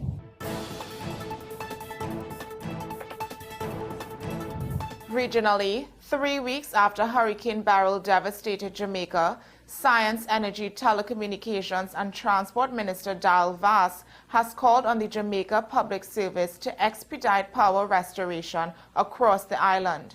Addressing Parliament, Vass expressed doubts about JPS's capacity to meet necessary timeline, but affirmed the government's commitment to support JPS within legal bounds. Vass highlighted the severe impact of prolonged power outages on citizens, including those with medical conditions and the operations of the National Water Commission. He urged JPS to prioritize restoring all NWC and National Irrigation Commission pumps, emphasizing the life-threatening nature of the current situation. Despite 19,000 customers still lacking electricity, Vass criticized JPS for issuing estimated bills and considering force majeure to recover losses, calling it immoral. He assured residents that the government is actively working with all members of Parliament to hold JPS accountable and urged against demonstrations that might delay restoration efforts further. Well, that's your news to the hour on WESN. I'm Naomi Macnish. Thanks for watching.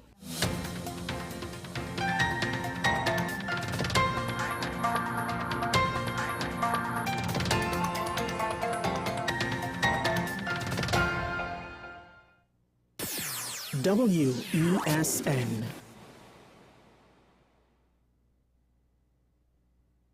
You are watching Strictly Legal on WESN Content Capital. Just give an overview of what exactly is that split arrangement. Nah, you don't need to register nothing. You don't need, we can do that another time.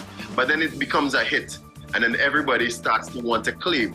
The laws that predate many of the independent countries' constitutions are going to be those colonial laws. We know there are an infinite amount of circumstances that would lead to a murder. I have a great idea and I have a great concept, but until it's actually expressed, it does not become intellectual property. Accomplishments or targets of a forensic accountant is to quantify what may have been lost. We believe in different criminals and we manipulated the law and we exploited the system. A responsible journalist will reach out to the person who they have the information on for a comment.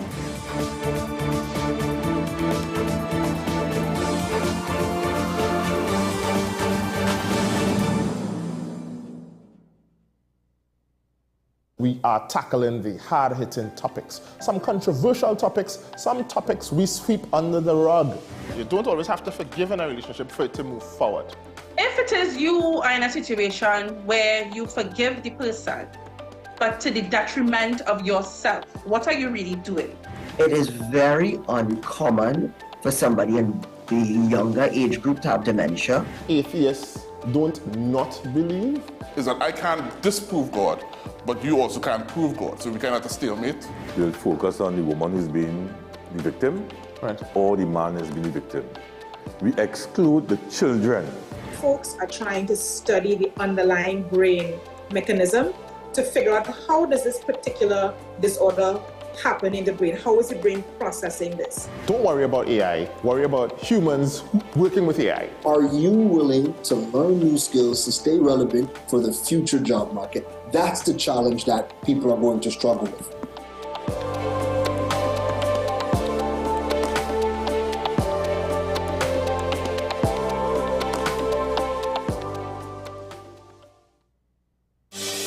Join me, Dr. Nalini Kokram, on What's Up Doc, where we discuss all your burning questions concerning health. Trinidad and Tobago is among one of the highest risk group of patients that develop this form of genetic breast cancer. What I'd like to take home from a short interview like this, screening. You must screen. Because it's silent. It's silent. Yeah. And because it's silent, you don't know it's there. What's Up Doc, every Tuesday and Thursday on WESN, Content Capital. This is Face of Sports, WESN Content Capital. How you felt about the kiss on the lip? That's the business. I'm not to do with that. And I find that was distasteful. The national senior team, whether you like it or not, that is the model for all other teams to follow. I'm assuming that the regional requirement may be a much stricter requirement. This is not about Pro League and Super League. This is a league run by the Normalization Committee that I'm responsible for. Nobody expected FIFA to fund this arrangement. If we don't get a professional attitude towards this, we are doomed for failure. You break the balance, trip the leg, control the body. They ain't gonna stand put forever. Why you want the Chiefs to lose so? Why you want the Chiefs to lose so? They already have two. Lamar don't Why? have. You're jealous because you know the Chiefs getting closer to the Patriots. Let's go to the last part. No, let's go to the last part.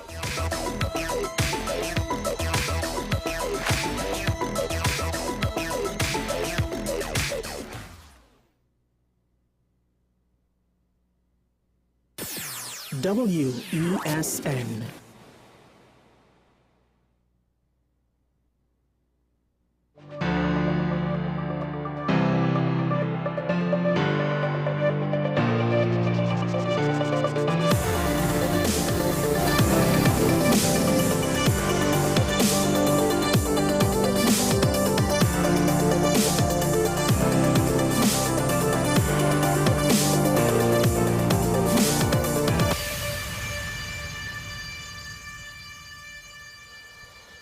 Apologies for the late start. We had some minor technical difficulties, but the show must go on.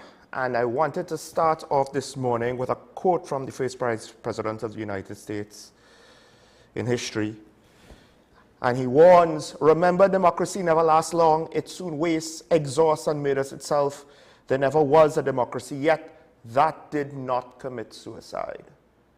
Strong words.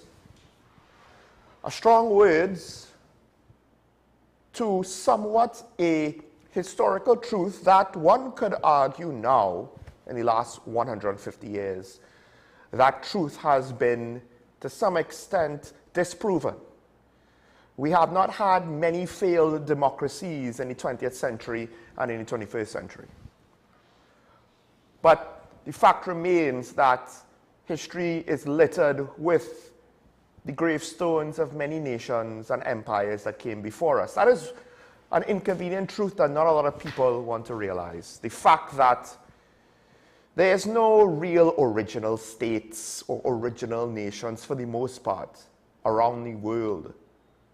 Just about everything has been a construct of our social, cultural, political dynamics as nations rise and fall. Democracy, however, is a more recent addition to the type of government. Now, they had it to some extent in ancient Greece and ancient Rome, and then, for the most part, those democracies fell by the wayside to history.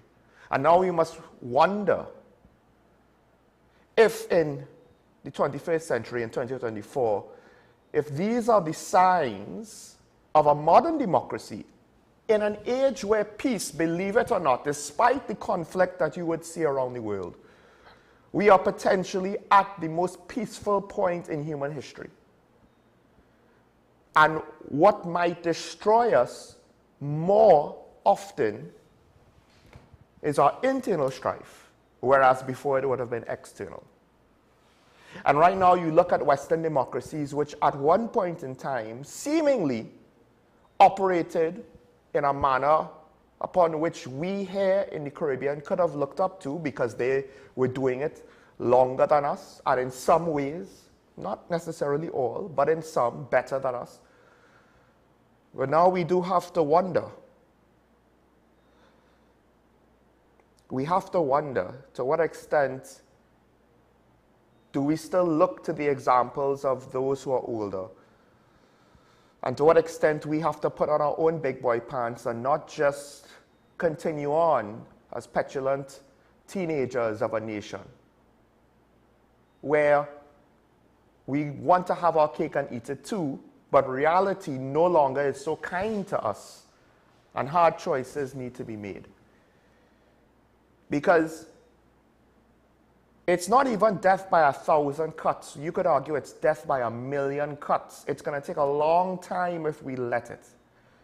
It's going to be so incrementally small, we're not going to notice it.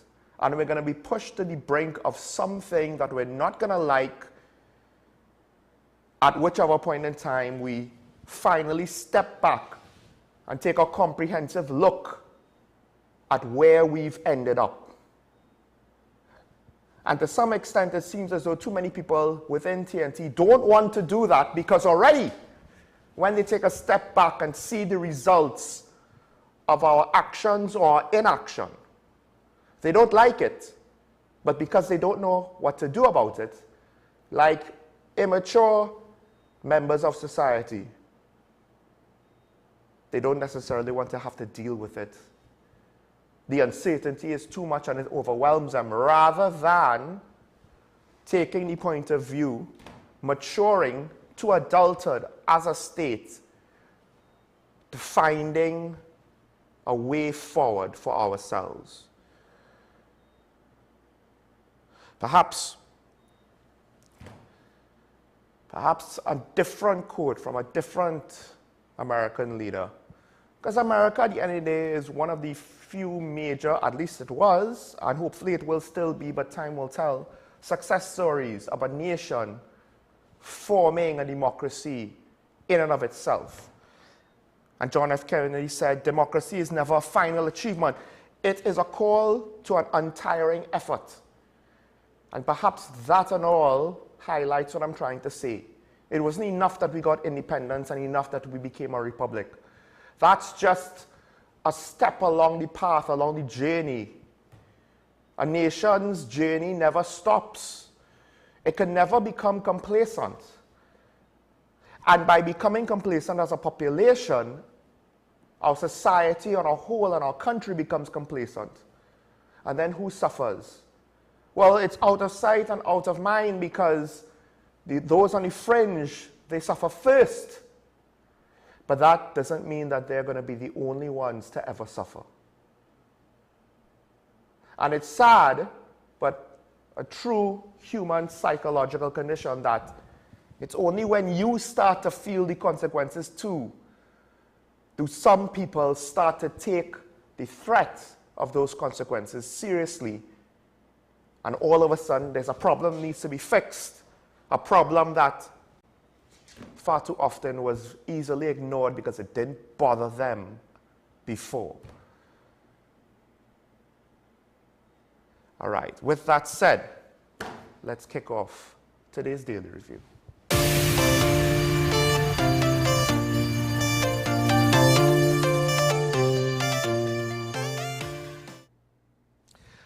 Sure, Michael Small here. This is Talking About on WESN, and there are a lot of topics that are starting to get a little bit frightening. But again, it's not big leaps, it's incremental steps. The warning signs are very minor, and some people might say that I'm being an alarmist and I'm being overly pessimistic. But you know what? I'm watching the situation devolve very slowly.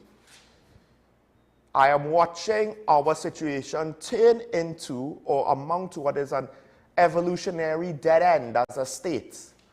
Because, not because, circumstances are against us, but because we are allowing it to be so. And one of those indicators, as slight as it might seem, is a report coming out of St. Paul Street. This is in, I believe, this morning's Newsday. It is but 3 hours old on their website.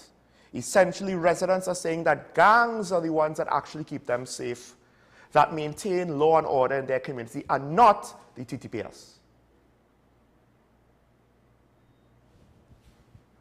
Now, a while ago, I gave the basic premise of what happens when law and order further breaks down. One could argue, some of my callers, the professor most notably, would argue that law and order, to some degree, has already broken down in TNT because we are not enforcing all of our laws.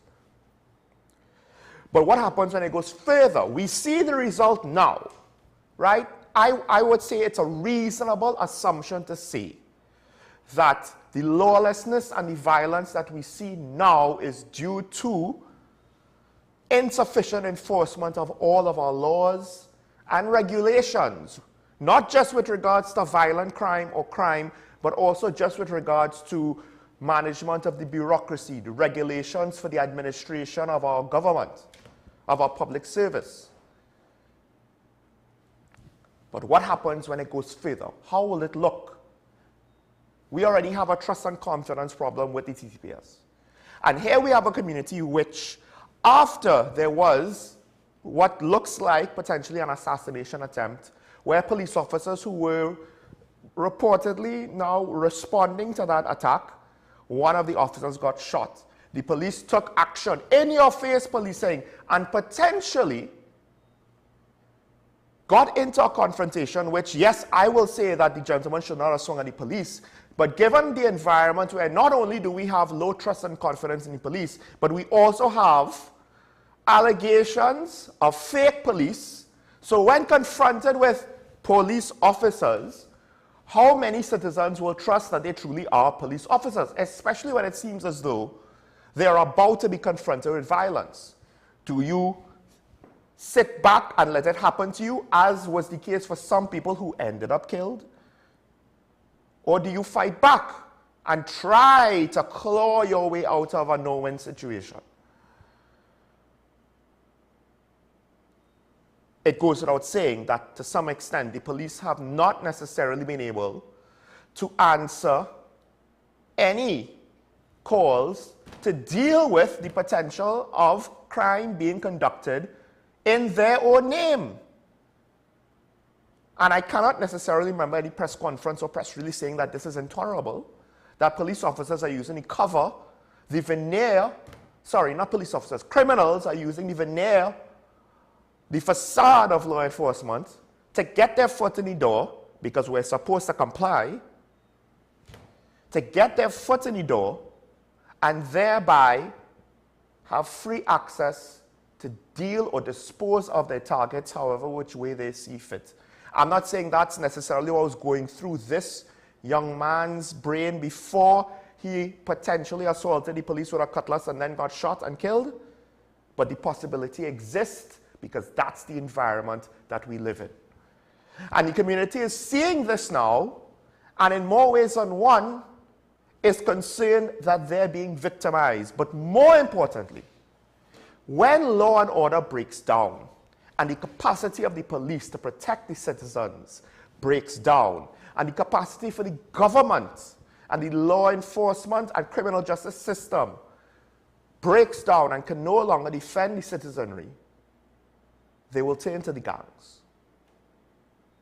They will turn to the gangs, and then what was an extortion racket, you pay me to protect you from me, turns into you pay me to protect you from everybody else. And that potentially is what's going on here. They might not be paying the gangs in money, but what they're paying the gangs with is consideration and respect, and even to some extent trust and faith.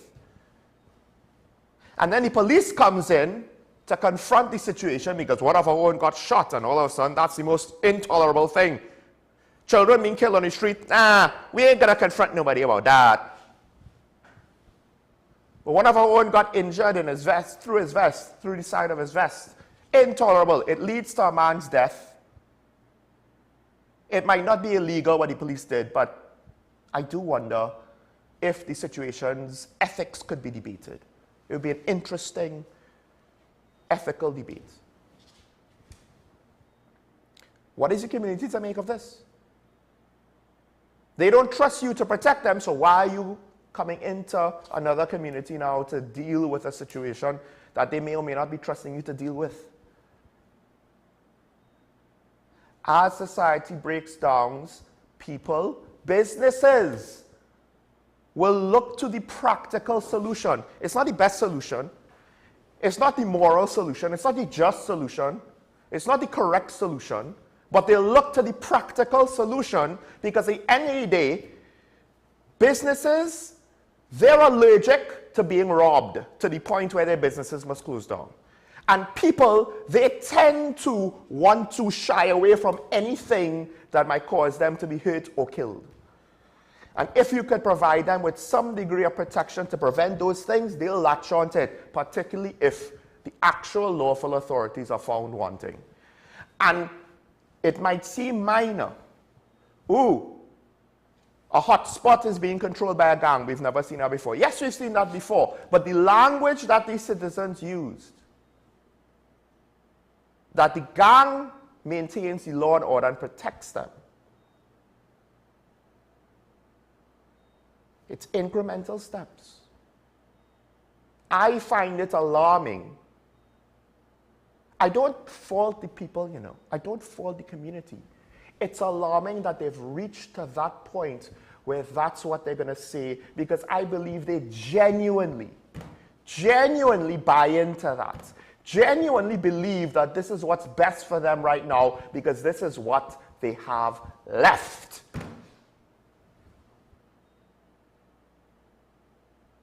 So, we started off pointing to Haiti.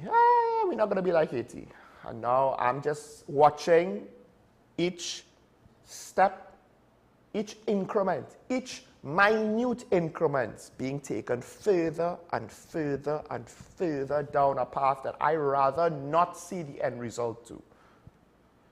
But, you know what? The road to hell is paved with good intentions. See, people could have good intentions. It's whether you follow through on the promises that matter. Call back to yesterday. Let's take a break.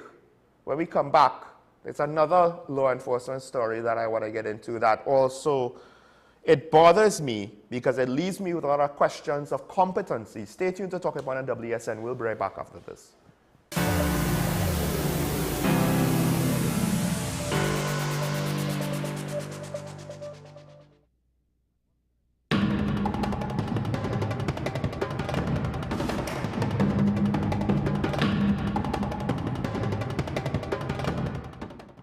Transform your home with PCU Plus. From stylish furniture to the latest appliances, we have everything you need to create your perfect space.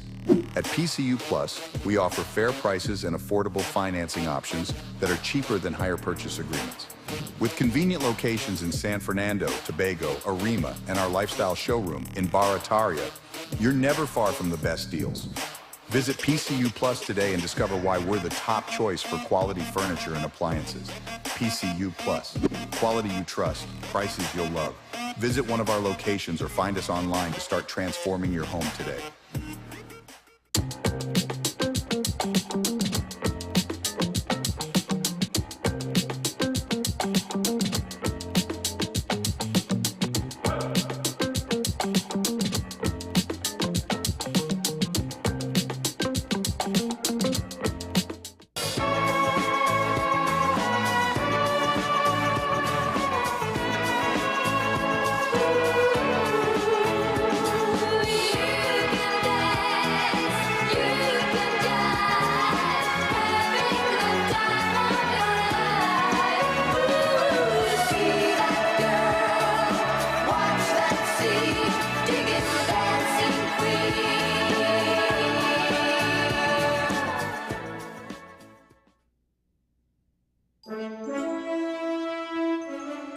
The Eminent Caribbean Jurists Awards recognizes and celebrates the outstanding contributions by lawyers to Caribbean development.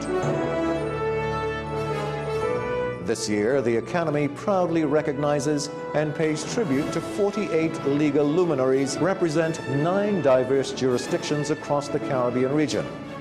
Their invaluable contributions are immortalized in a compelling book of essays, Legendary Caribbean Legal Practitioners, that succinctly chronicles their remarkable legacies.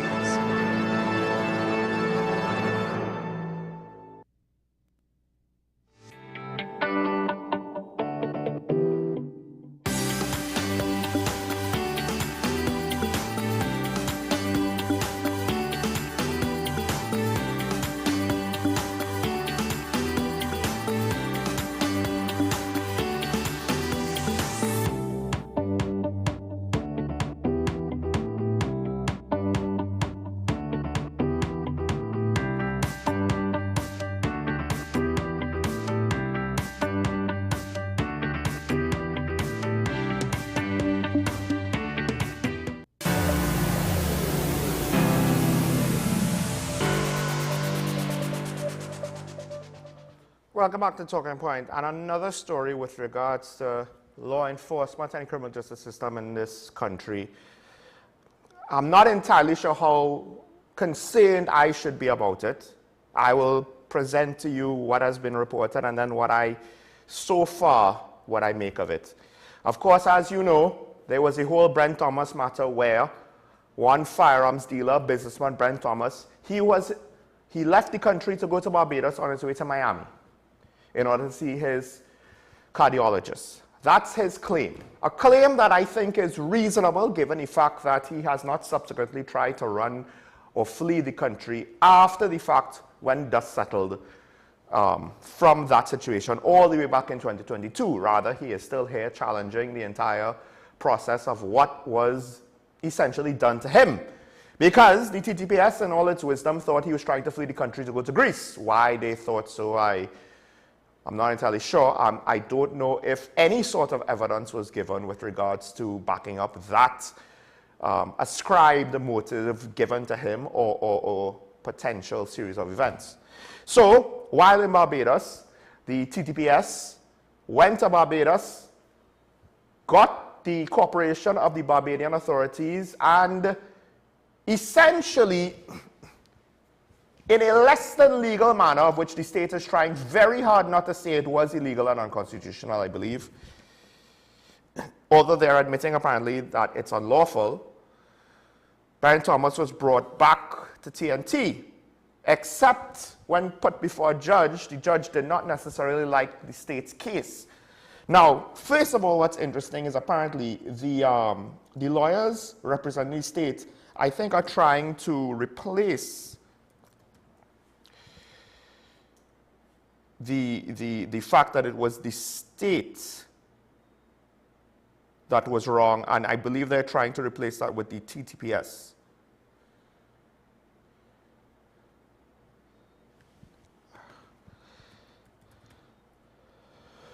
Now, the contention in this whole story is that Mr. Thomas was in possession of certain illegal firearms, which what makes it funny is apparently the state is not contending the fact that he had a license to import said firearms. Now, firearm dealers locally are the ones who import weapons and sell them to the local authorities. I believe the police has to go through a local firearm dealer. However, the defense force might not. I can't remember which way it goes, but I think that's the way how it goes. And I do find it interesting that if someone has the right to import something, then at what point in time does his possession of the item constitute a crime? Because I am fairly certain that one does not import goods to then immediately sell it as you retrieve it from customs, it passes straight out of your hands. I'm not sure, but I don't think any business operates quite like that. Or at the very least, I highly doubt that locally our bureaucracy is so efficient that it can be handled quite like that. But then,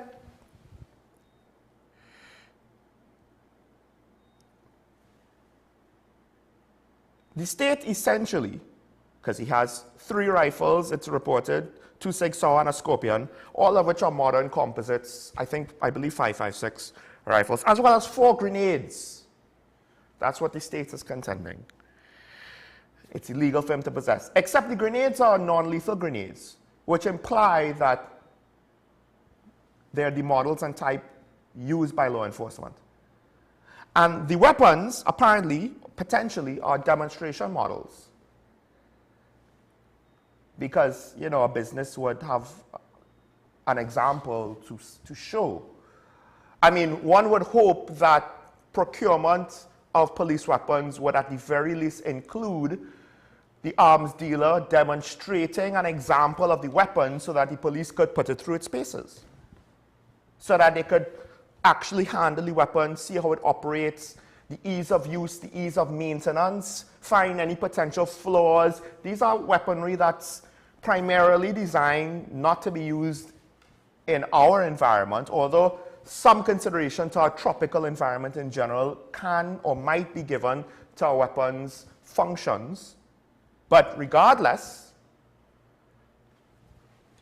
generally speaking, you want to take the model out on a test drive before you buy it. That's only prudent. So it makes me wonder exactly how true is the state's claim, because they say, well, there's no room for getting a permit for a prohibited weapon. Well, again, was his possession as a private citizen? Or was this just a business operation?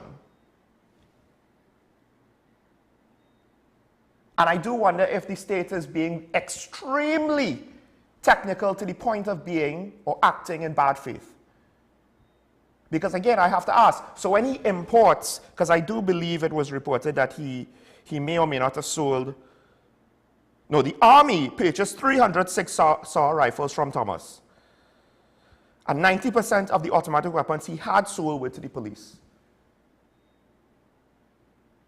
So are they members of national security on the port when the container comes in and they take possession of it right away? So what happens now if he takes possession of these items when they're imported and he drives off from the moment he hits the street? Is he going to be accused of illegal possession? You see, the state is making a case, but they're not necessarily answering the question about where is the line drawn, because, to go back to the point, the charges against Thomas were for illegal possession or importation. Now, they want to then ask if these import permits were issued legally in the first place. And then we get to the fact that, well, that's the commissioner's job. So do you want to now question the commissioner's decision? It is, I believe the commissioner at the time was Guy Griffith. It's interesting that, again, that whole situation also cannot reach a court of law. Substantial evidence to wrongdoing cannot be thus presented in any public forum. Only attempts to do so from the protection of parliamentary privilege, which was subsequently, again, blocked by the court. What's also interesting is that the state's lawyers want to say that somehow a constitutional ruling cannot supersede on a criminal matter. Now, previously I mentioned that a civil court should not have precedence over a criminal matter. But something tells me that the breach in one's constitutional rights potentially will trump any potential criminal case. I'm not sure if my layman's brain is misinterpreting how things are supposed to be, but I'm fairly certain you can't prosecute someone by breaking its constitutional rights. And that's the kind of thing that's supposed to be held sacrosanct. You're not supposed to go there. There are certain lines you're not supposed to be crossed. Civil proceedings are different, in part because the burden of proof in a civil proceeding is a lot less than a criminal matter. In part because the stakes of a criminal proceedings are usually less than a criminal matter. The stakes of a constitutional matter is different. So, again, maybe I'm wrong. Someone could call in and let me know. But I do have a lot of questions over competency in this whole situation. Now, the state is calling to question the initial judge's competency because they're saying it's wrong for the Constitutional Court to step in and take over the DPP's power. Well, the Constitution, I do believe, is something about the highest law of the land, maybe, you know. That is not the role of the Constitutional Court. Well,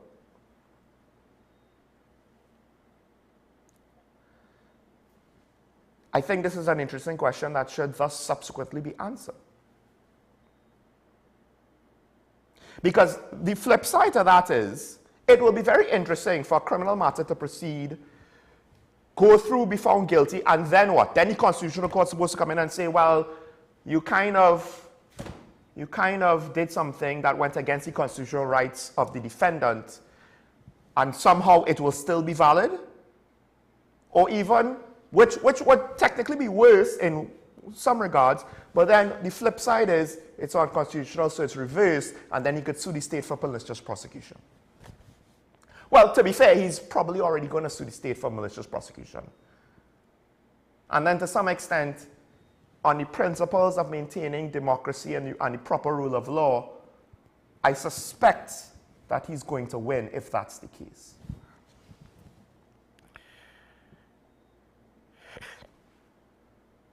But again, it makes me wonder with regards to competency, because Thomas's attorney, well, he was granted import permits for all the weapons. And the warrants, the charges, the search warrants, sorry, talked about alleged breaches of import permits, which then implies that it may not have talked about breaches of or illegal possession. And then he further asked, well, how does the army import them? And then he goes on to say that over the course of 2 decades, 5 commissioners of police authorized Thomas to import weapons. And he asked, why didn't the import permits be revoked then? Unless all of these guns purchased by the state happened under Guy Griffith's tenure. It makes me wonder if, to some extent, the implications here is not only is there some sort of unofficial nonsense policy by the state to go after FULs and private firearm dealers because of what they perceive to be a potential threat that may or may not be linked to Gary Griffith, because they have to may or may not link him to something to justify their nonsense of removing him from the merit list, which absolutely did not matter in the long run because they had to go through the process of sending the list with his name on it to Parliament anyway to be debated.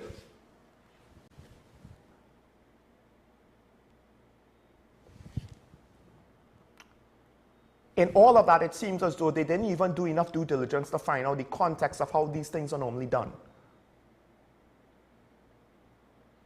Potentially. Again, we have questions. The state's argument does not answer these questions. They leave the doors wide open to ask these questions. More importantly, we were told that after the local government election last year, some of these questions with regards to those that were centered around Gary Griffith, we'll start to get some answers. It's almost, or it's just about a year.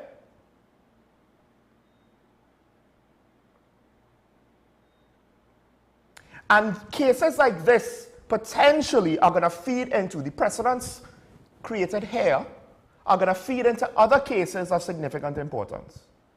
More importantly, the firearm dealers have already warned that because the state went with a lawsuit, tried to join with Mexico's lawsuit to sue American manufacturers and America with regards to not regulating their firearm industry well enough, now we have had warnings that ammunition importation for the legal use, including potentially the protective services, might be further restricted as a consequence of our state's actions. This is one hell of a convoluted mess, and the state is not helping themselves. Maybe there's perfectly good explanations for everything that has been done. We are yet to see it. Why are we going to assume that it's done in bad faith? Because what we do know to be facts on record leaves us not just with more questions, but with mainly negative implications that do not leave any room for positive interpretation. No room at all. But it seems as though the state is trying as much as possible to limit the fallout. Need I remind people that the AG of Barbados didn't even try to debate the issue. He advised his client, the state, there's no defense here, let's just pay the man.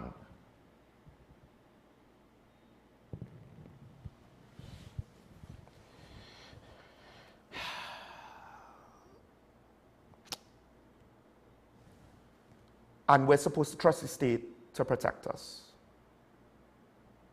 And this is why I fully understand the people of St. Paul Street. Because at the very least, I have questions with regards to how many of these yahoos in national security even have a clue with regards to what they're doing procedurally.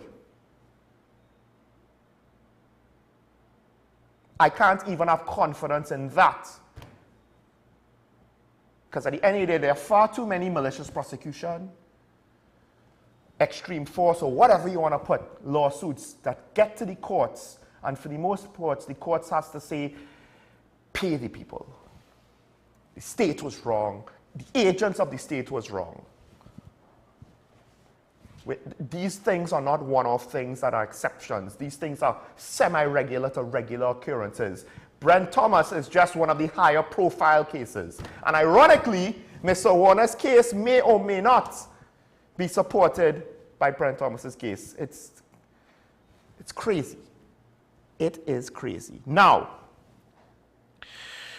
there are other stories that I want to get into, but there is one that I wanted to do. An example, once again, this time of accountability. You all know what happened in the States with regards to the attack on Donald Trump. And then, of course, there were the hearings that came afterwards and the resignation. But it's how that came to be that I find interesting. And perhaps it shows that maybe the United States still might have a step above little old TNT on some of the basic premises of democracy. What am I speaking about? Well, listen to this as we cue this.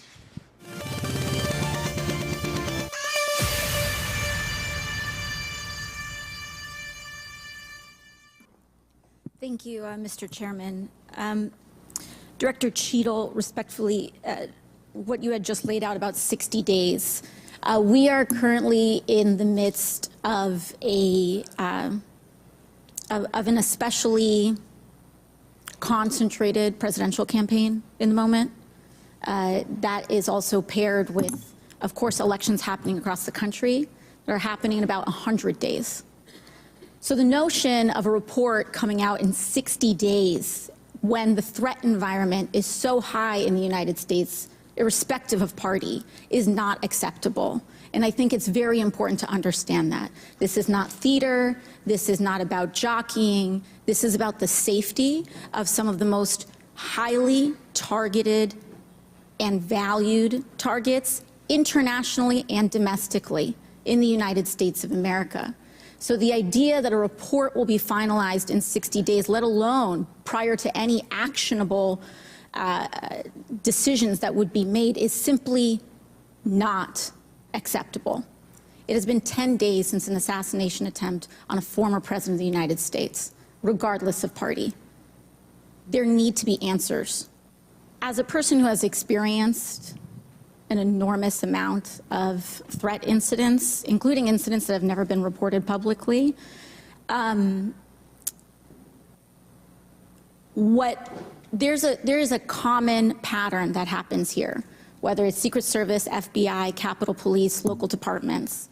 After a critical security failure, we often hear there will be an independent investigation. That independent investigation gets set up.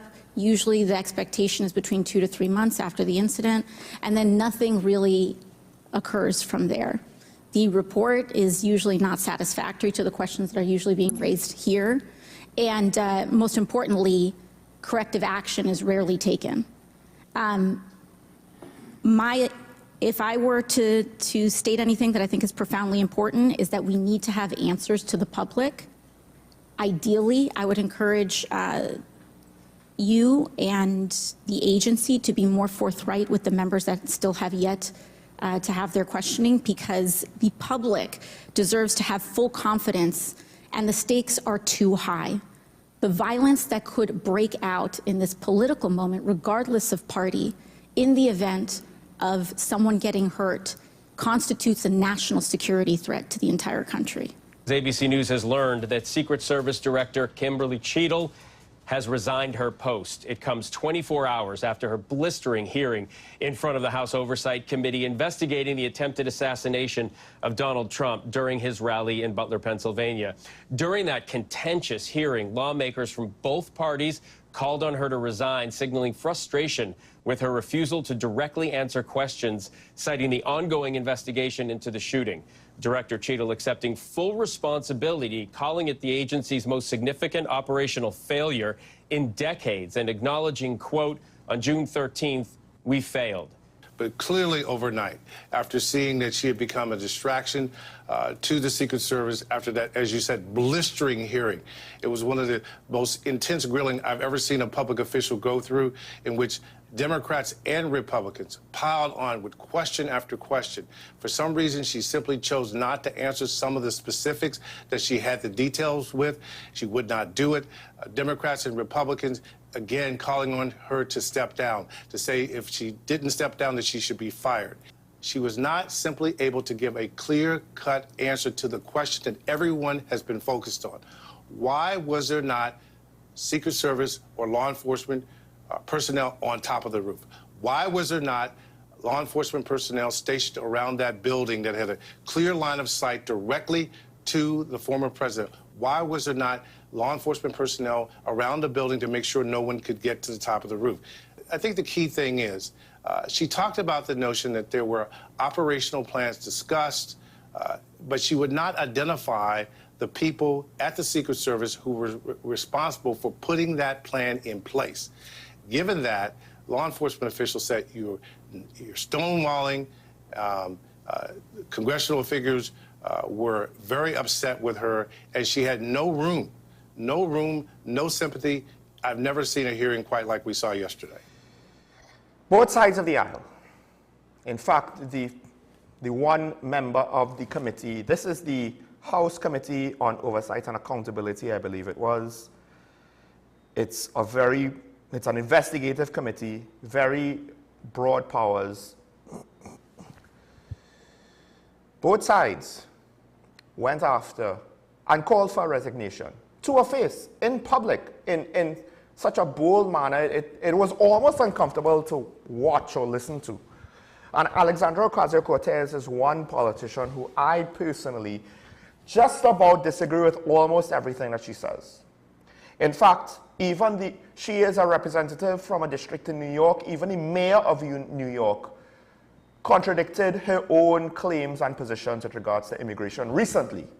As you all know, the actual people that have to deal with immigration in states more and more are calling it a crisis, not just one side of the political fence.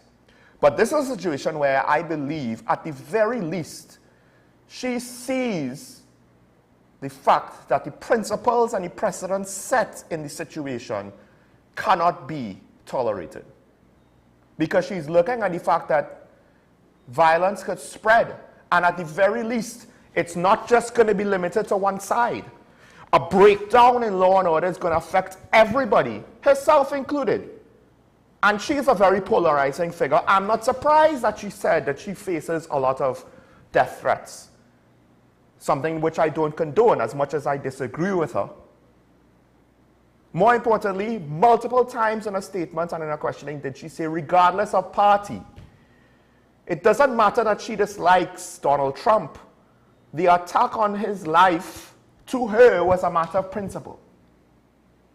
And there was a very practical question highlighted by the ABC reporter with regards to how it is allowed.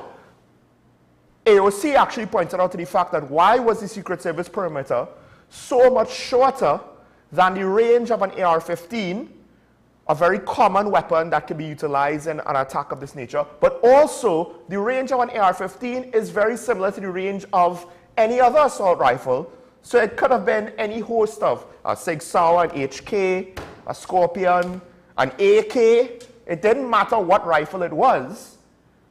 That general range is to some degree generic and could have been applied to a whole host of modern rifles. Such a clear, simple, and obvious threat was allowed to exist. An entire large warehouse structure, that's what it looks like, I'm not too sure what it was. But the structure itself was very large. Why was roof access not controlled?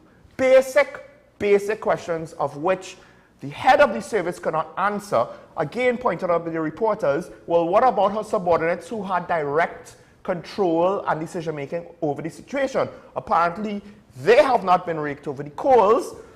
So, the authorities then, basically, what played out was, if your subordinates are not going to answer to their decisions that they made, you as the person on top who put them there and who, whether directly or indirectly, agreed to their decisions, you have to answer to the failure. And why is that pertinent to us in TNT? Well, I'm going to beat this horse as dead as it is until somebody understands the severity of the implications of what happened. We locked down our borders. We told our citizens, some of whom had no real capacity to earn an income or to provide for themselves outside of our borders, you can't come home. It's too dangerous to allow you to come home. It's too risky to allow you to come home. And yet, from the very beginning, because somehow, I'll admit, I would have expected Carnival 2020 to be the source of a large COVID outbreak. And maybe it did play into the eventual infection numbers we had by about March, April in 2020. But almost from the jump, it was identified that illegal immigrants were still coming through.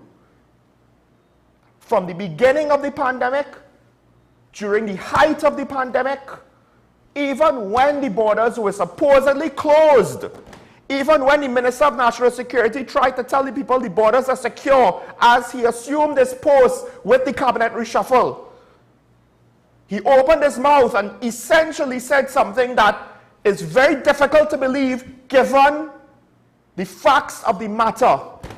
How does a Latin American variant come through any other way than from Latin America?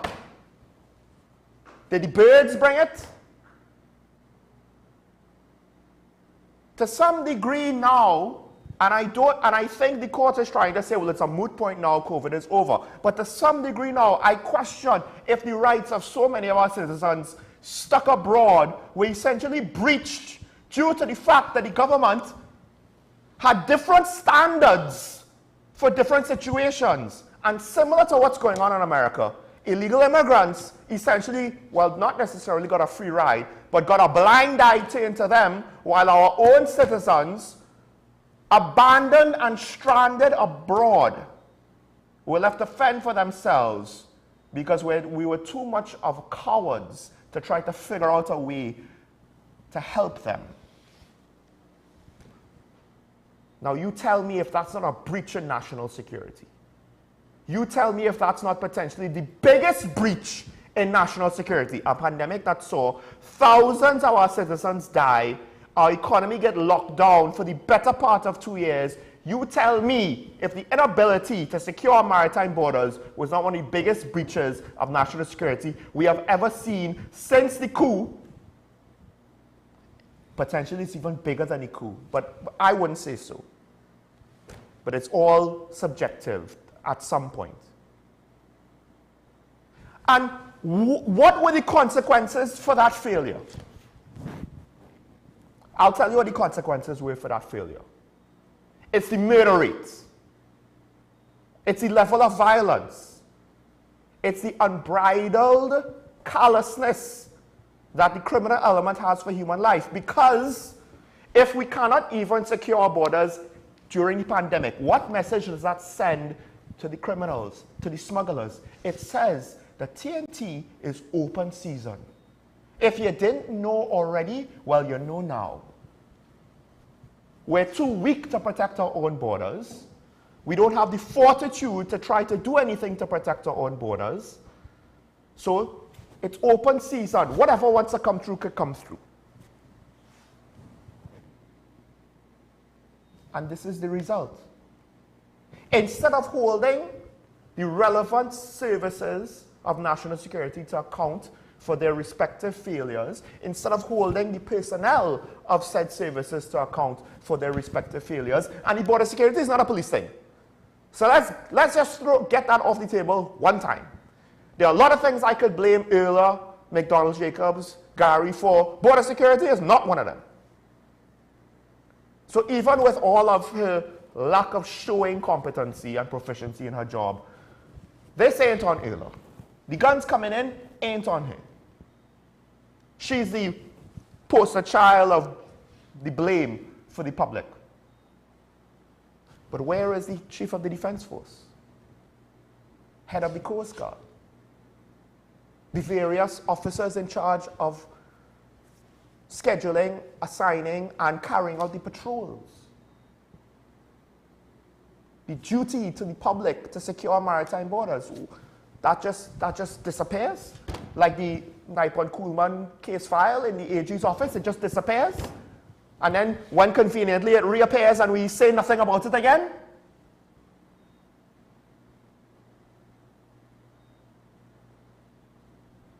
It took one day. And to be fair, look at what the American House of Representatives, who sat on this committee, they were essentially all unified. And I'll tell you right now, they don't share notes. They don't like each other. They don't have drinks after it's all over, I'm pretty sure. They're very tribal in the States right now with regard to their politics. Maybe even more so than us. And yet somehow they were unified in their message. You should be fired if you don't resign. One failure. And they were pointing to the fact of the potential implications of if this failure was any worse and would be allowed to be repeated. They were also pointing to the fact that, look, it's not about being reasonable. How could you expect us to work so fast? The elections are within 100 days. They can't take 60 days trying to fix the security for the people who are going to be put up for elections in 100 days. We can't take all of COVID to try to figure out our work from home policy. We can't take all of COVID to try to figure out what we're going to do with the people stuck abroad while we have this wide open hole in our maritime borders, because it's not reasonable for us to work faster. It's not reasonable to have higher expectations for the Commissioner of Police. We have to give her a chance. That's what some people said me, and some people then had to reverse that stance because eventually they had to admit, even after giving the Commissioner some time, things did not get better. But things like this is not about being reasonable, like, oh, well, you know, you're now new to the job, you're a salesman selling bath mats. We have to be reasonable. You're not going to sell right away. Not everybody is going to be quick off the bat. Let's be reasonable. The stakes are a little bit higher. Maybe I'm spitting in the wind. Professor spits in the wind. To me, I spit in the wind back to the rest of the viewers. Maybe that's what's going on. Because somehow, the people in charge are essentially getting away with dropping the ball on a regular basis and in a consistent manner. Because it's the same song and dance over and over. And yet somehow we are supposed to believe them when they say they're going to do something about it. So vote me back into office. And I'll go back to what I said earlier. That's why I understand the residents of St. Paul Street and anybody else. I don't agree with it. I don't think it's right. I don't think it should be allowed. But I understand where they're coming from. And I can't necessarily fault them for making that decision because they have to live where they have to live, in the environment that they have to live in, with the people around them that they have to live with. And I'm not going to tell them that they're wrong for doing anything to try to ensure that they survive.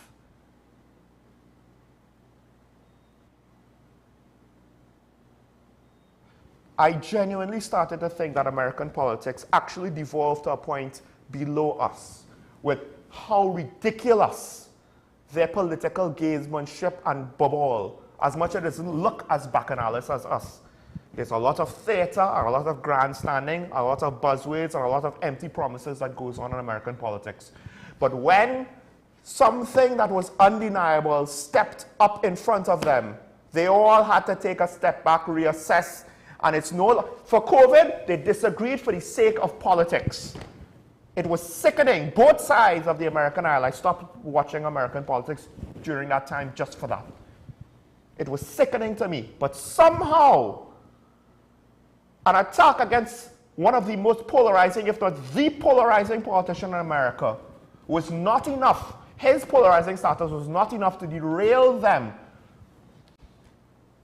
A divided American political system was somehow able to come together and agree to something that was important to the safety and security of their country. And I would argue that our porous borders, in many ways, are even more important to us, is an even more significant breakdown, and should be more alarming. But I don't really hear a lot of people really taking the authorities to task. And I'll say this, I'll be fair to the politicians a little bit. They're not national security experts, at least not most of them. Maybe they're getting bad advice. Maybe they're taking the advice, they're listening to what they want to hear, because it goes in line with their own agenda. But regardless, you could excuse if they take bad advice, they put their faith in the wrong people. But it's been 10 years. At some point, the results speak for themselves. So what are we going to do? Are we going to vote for the opposition party? Or are we going to go for something new? Regardless, somebody has to hold the situation to account. Whoever is found culpable, based on the facts. There are a lot of variables at play here, so it's not like I could point at a single person and say it's their fault. I'm not going to do that. I'm pointing out specific failures, but it's now up to you, the viewer, to ask more questions, to demand more answers, and to engage with the process more. Otherwise, this is what we're going to get. Just wait. Just wait for when DOMA is basically saying, off the record, that they have a deal with this gang or that gang to leave their members alone. And it will go down the line to all the business chambers in the country. And then at some point, we'll have to ask, how did we get here? And by then, it will be too late. Let's take a quick break. We open up the phone lines. If anybody wants to join in on this, feel free. I may or may not have gotten it all out of my system. Please forgive my frustration in light of the fact that people are dying. That bothers me. But let's take a break now. We'll be right back after this.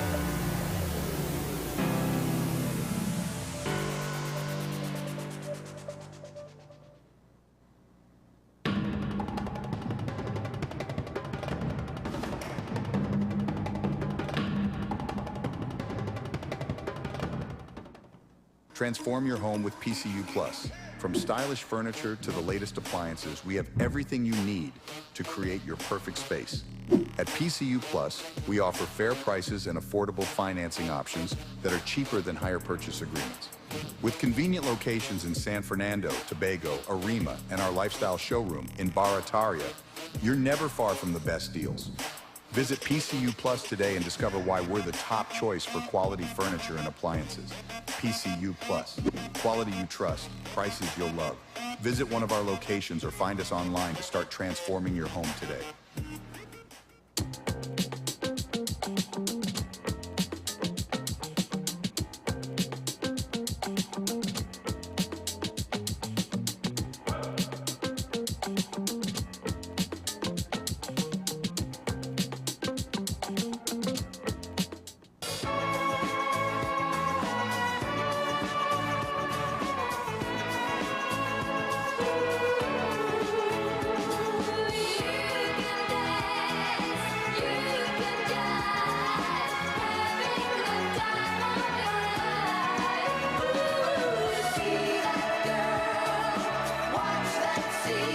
Dig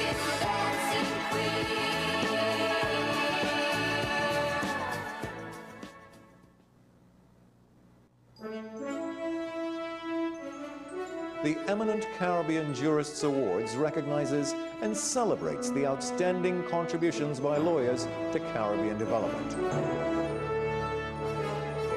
This year, the Academy proudly recognizes and pays tribute to 48 legal luminaries who represent 9 diverse jurisdictions across the Caribbean region. Their invaluable contributions are immortalized in a compelling book of essays, Legendary Caribbean Legal Practitioners, that succinctly chronicles their remarkable legacies.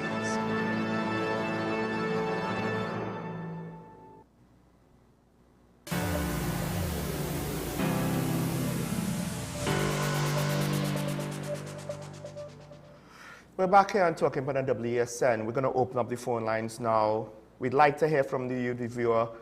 If you want to, you could change the topic, that's fine. I understand that not everybody is going to like the pattern of topics that I've had for the last couple of days, because I have ended up on this topic for the most part in a significant way the last few days. Not everybody's going to like that. It might turn you off. It's very negative. It's very redundant. I get that. But at the end of the day, and I didn't plan for the show to be all about this topic, to be honest. There were other topics that I wanted to hit. But I think now it comes a point in time where maybe my desperation to try to see some sort of solution move forward is going to take precedence. I don't know. I'll speak about this more, but we do have Digger Martin on the line. Good morning, caller, you're on here. Good morning, good morning. Check your pressure. Don't get Caller, frustrated. good morning.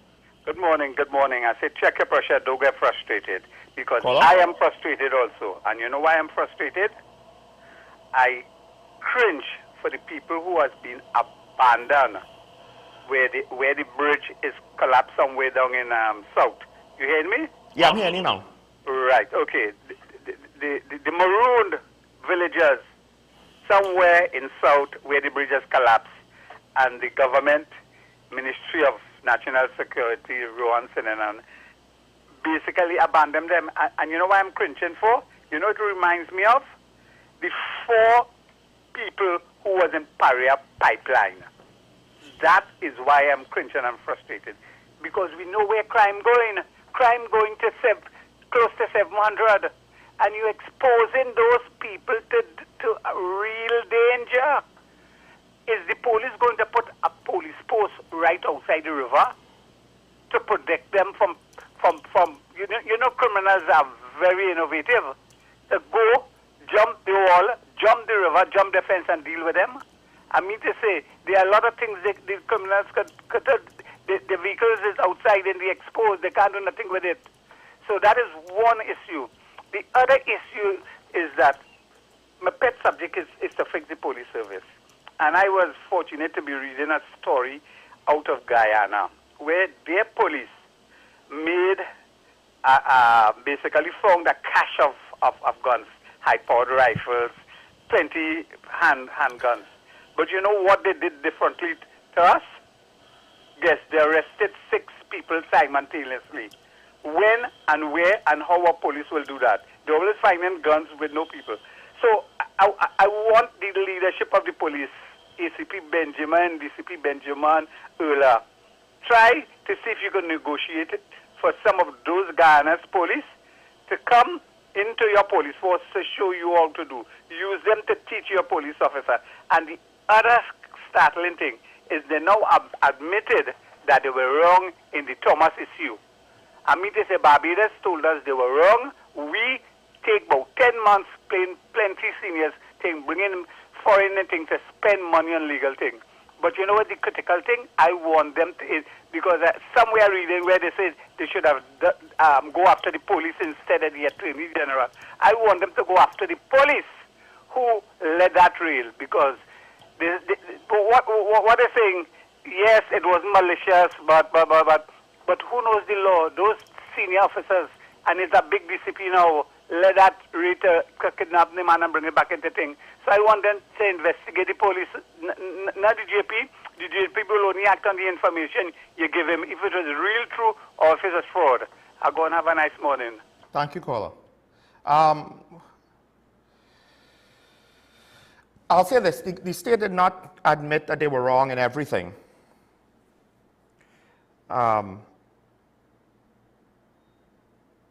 they did concede that I believe the whole process of arrest and extradition was unlawful or illegal, right? It's the lead attorney for the AG is suggesting that the judge declaration on the forced retrieval replace the state with that of the police service. So they may be wanting to try to exercise some culpability there, although I don't know. That's a point of semantics because the state will still have to pay for any damages from a civil case that might come out of that matter. But they're trying to hold on to the other aspects of the case, which to me, I don't think they are doing a good enough job. I'm a layman, but based on the arguments of Brent Thomas's defense attorneys and the arguments of the state, I do find that there are a lot of practical holes, which if the state is allowed to go through and get the convictions that they want to get, just like what happened with the lawsuit that we joined with Mexico that might have implications, according to some gun dealers, on the availability of arms and ammunition now for the state and for legal users. This case might undermine the entire system of gun importation and distribution, which could then impact the state's availability of gun importation or distribution. Or it could be the state trying to push out people that they don't like in order to allow other people to eat the food. That's potentially one explanation. There isn't much. That's just a hypothesis that I have now come forward with. There isn't necessarily anything to suggest that specifically. That's rather just one of the possibilities whenever you have something like this. It's unfortunately on the table given our perception of corruption in our government and public system. We do have Tunapuna on the line. Good morning, caller, you're on the air. Hello, good morning, Sean. Morning.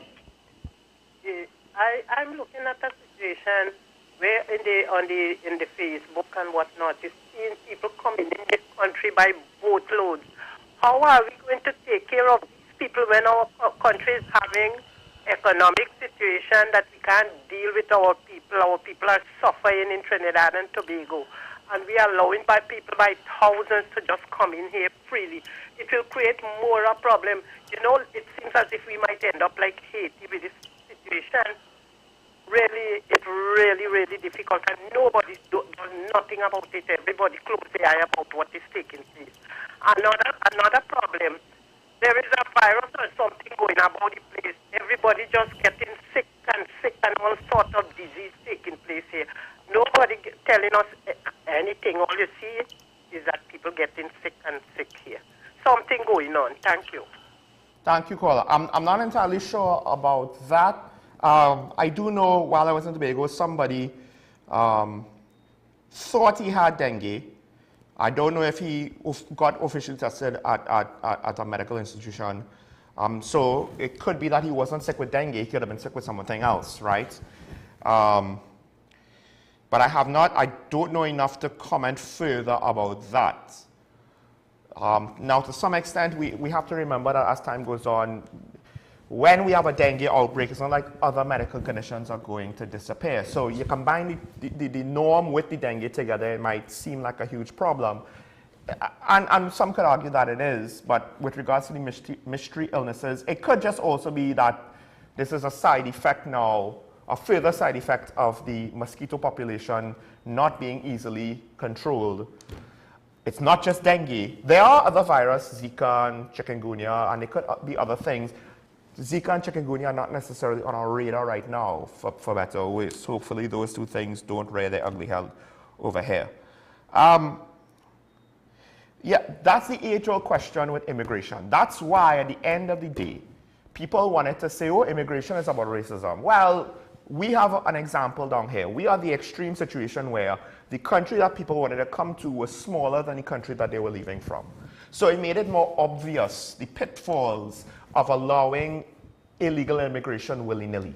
We could not accept all of Venezuela. It's impossible, right? Not saying that literally everybody from Venezuela wanted to come over here, but the potential of more people than our own population wanting to come here existed. Now, in part, thankfully, to some extent it was self-corrected because some of them went back. There were limited opportunities here. But to what extent? We're just Trinidad and Tobago. We're not the United States of America. People ain't going to go to America and then 6 months later give up and say, well, if things not working out, I'm going to go back home. If you can't figure out something in America, chances are you can't figure out something back home. So why are you going to move? So we need to understand, and I do wonder if to some extent people kind of got the wrong lessons from American politics and they want to translate it down here. We have much, even bigger, obvious practical limitations. And not doing anything about it is a disservice to the nation. It potentially could destabilize the nation. And to some extent, Europe is looking at its own uncontrolled illegal / refugee asylum seeking situation where it took in a large number of displaced people, regardless of what their legal status was or their intentions or the worthiness of their cause. Now parts of Europe have a crime problem because you have a whole set of illegal immigrants that cannot get jobs, that potentially can be exploited by criminal gangs or seek out criminal activity to make money for themselves, to break the law because they feel as though the system isn't working for them, as well as the fact that they don't necessarily identify or abide by the jurisdiction or the authority of a state that they want to live in, but they don't agree with because it doesn't fall in line with their own ideological beliefs. There's a lot to play when you try to integrate too many people into a pre-existing population. It's a lot more complex than people think, and we have exposed ourselves to that conundrum, well, to probably too much of a degree. Now, with regards to the first caller pointing out that we have abandoned parts of the country. Here at WSN, we had some people, they had what they called a plan. And they criticized previous efforts to make a plan like Vision 2020 because they said that it was just a list. It was just a list of things.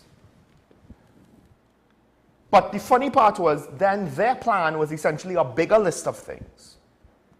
What differentiates a list from a plan, I believe, on a basic level is just prioritization. We have a list of things that are needs, but what's the biggest priority? That's what we do first. That's what we put the most resources in. And I do believe that now that we have situations where, okay, Mayaro or because of flooding, a bridge was damaged or washed away, parts of the country are being cut off from the rest of the country. They might feel abandoned. The situation in Mayaro is 1.5 years, I think, is the math on when the roads was damaged or destroyed to now the actual permanent solution is being implemented. And I do think the problem is leadership and prioritization, as well as not managing the expectations of our citizens so they would understand when the government has to make hard decisions because the budget is limited. Instead, we tell people everything is fine, and we, behind closed doors, make minor cuts to 1,000,001 things in national expenditure. We under-resource everything by a little bit and hope that no one notices, except there's a reason why road works didn't happen for a year. There's a reason why that this Mayaro road hasn't been fixed for a year. And now they're going to fix the road a couple of weeks after the first hurricane that just missed us.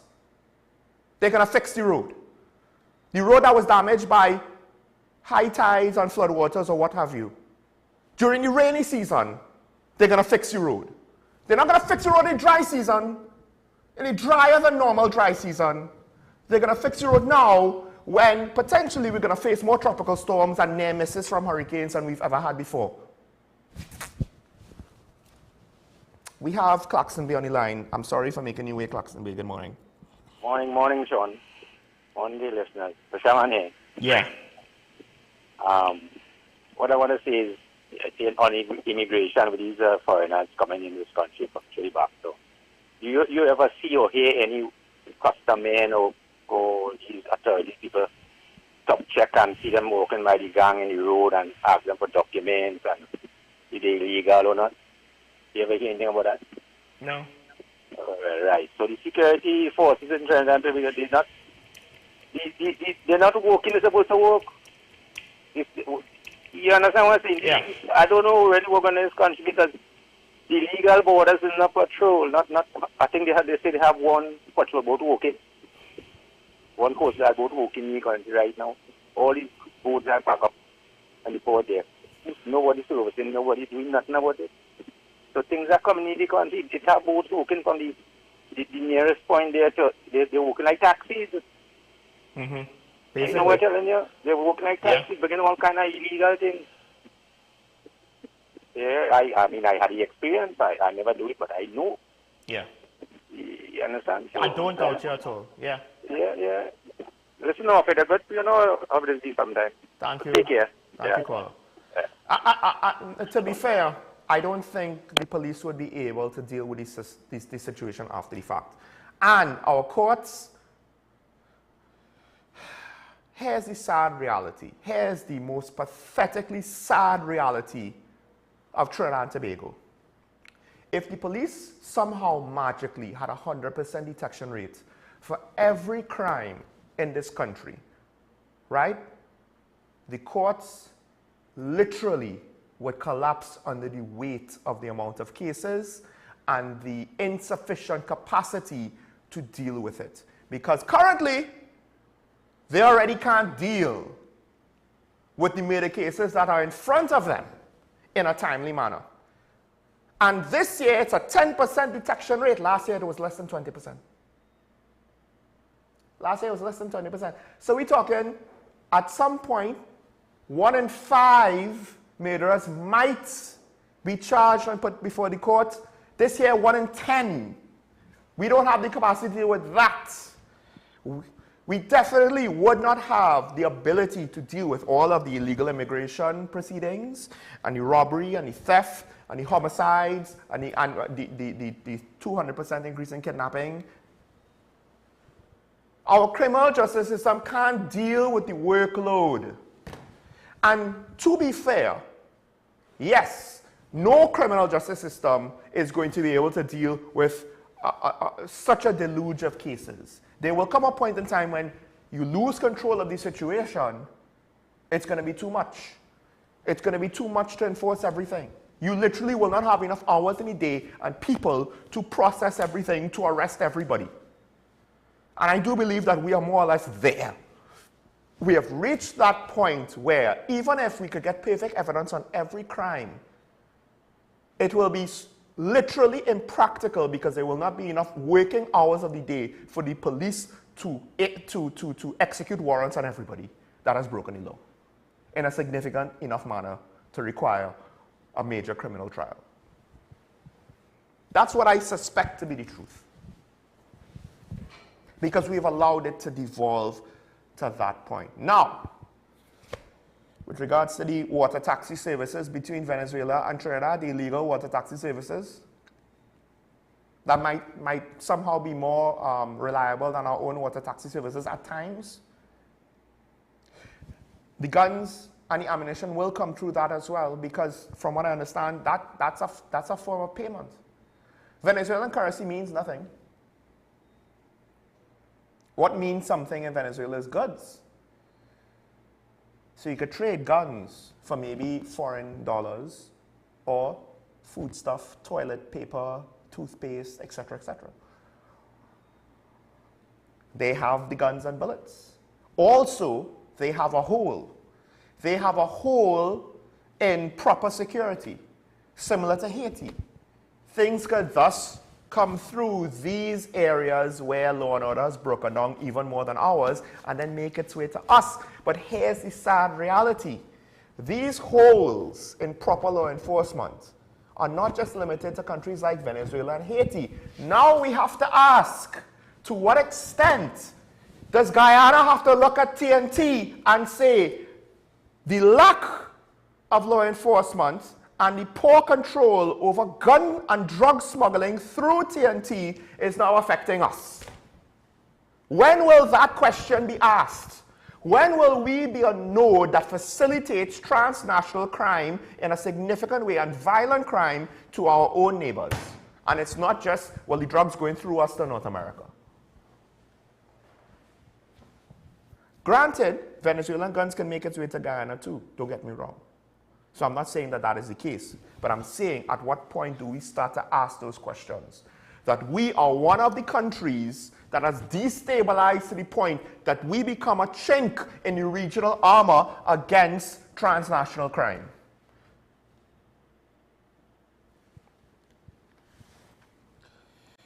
Like I said, it's about prioritization. The government made too much effort to try to dispel the fears of the population that things are going to be bad. They do give us a little bit here and there about, yes, things might be bad, be prepared. And every now and then they do things like reduce the fuel subsidy. But for the most part, they try to have too much positive spin. And the problem is the positive spin causes our expectations to be higher than what they should be. And then the government will say, well, you know, it's too unpopular, it would be too hard to make the critical decisions now that's needed to be made.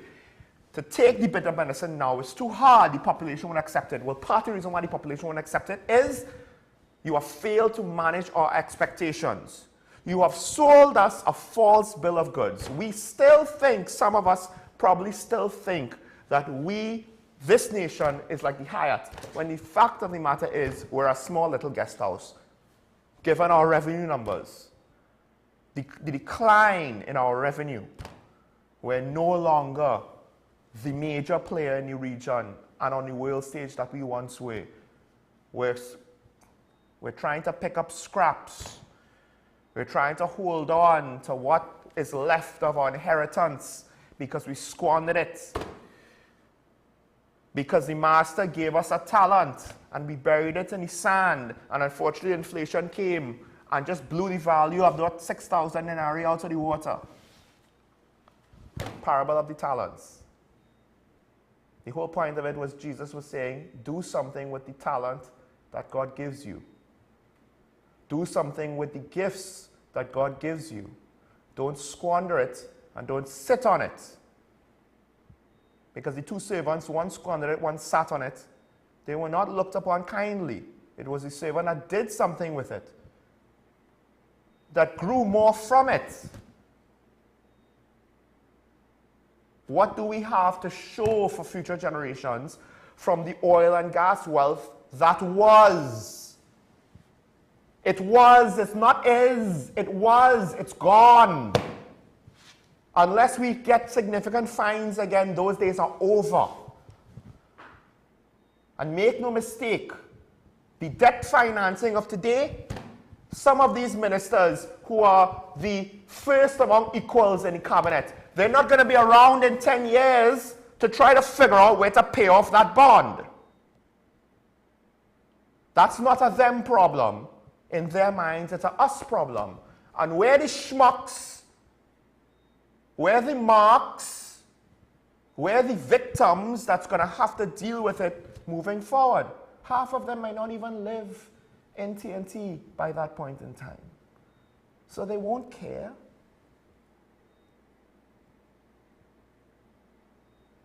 They're not necessarily, or at least there's nothing to suggest that they are, prioritizing the needs and the best, what's best for TNT. At least not enough. And this is where we reach. So again, I will close the show as I started. Democracy is never a final achievement. It is a call to an untiring effort. And the mistake we make is that we could allow our dully appointed representatives to do all the effort, and we could sit back and relax as though we achieved something.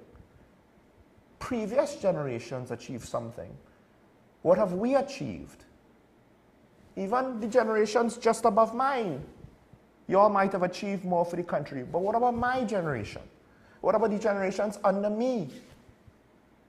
We could blame the decision makers of the older generation for where we are at now, yes, but we also have to look at ourselves. Are we going to just cry over spilled milk, point fingers, it's their fault? Yes, it might be their fault. That alone is not going to solve the problem. Because when older generations are long gone and buried.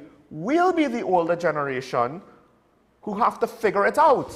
And it'll be the younger people underneath us who will be pointing their fingers at us. But unfortunately, given the demographics of the viewership of local television, I don't know how many younger people will hear this last part or any of this conversation at all. So I will leave it up to all of my viewers to push out this message as best they can. Speak to their younger family members, their children, their nephews and nieces, their grandchildren about the civic responsibility, because somebody dropped the ball somewhere. It's not about blame, it's about righting the ship. What are we going to do about it? By all accounts, I don't know if I have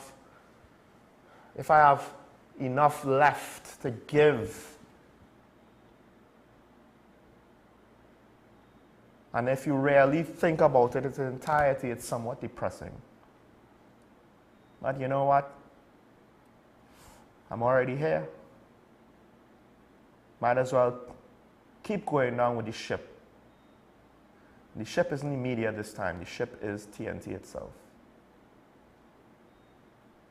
So I'll keep trying. And I hope you do too. Try to make today a good day. As my colleague Keaton Shaw always says, remember your allegiance to this Twin Island Republic. In these trying times, stay safe. And hopefully we will see each other tomorrow. Bye-bye.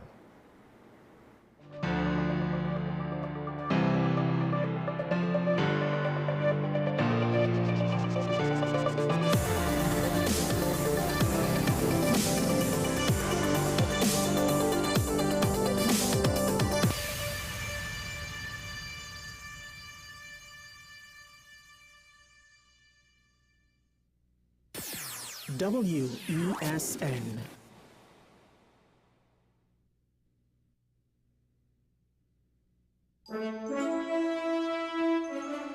The Eminent Caribbean Jurists Awards recognizes and celebrates the outstanding contributions by lawyers to Caribbean development.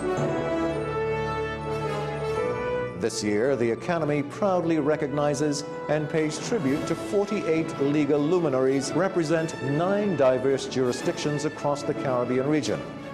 Their invaluable contributions are immortalized in a compelling book of essays, Legendary Caribbean Legal Practitioners, that succinctly chronicles their remarkable legacies.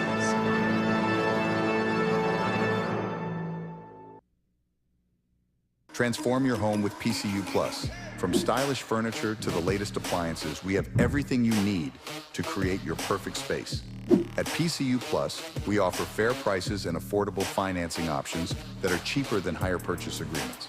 With convenient locations in San Fernando, Tobago, Arima, and our lifestyle showroom in Barataria, you're never far from the best deals. Visit PCU Plus today and discover why we're the top choice for quality furniture and appliances. PCU Plus. Quality you trust, prices you'll love. Visit one of our locations or find us online to start transforming your home today.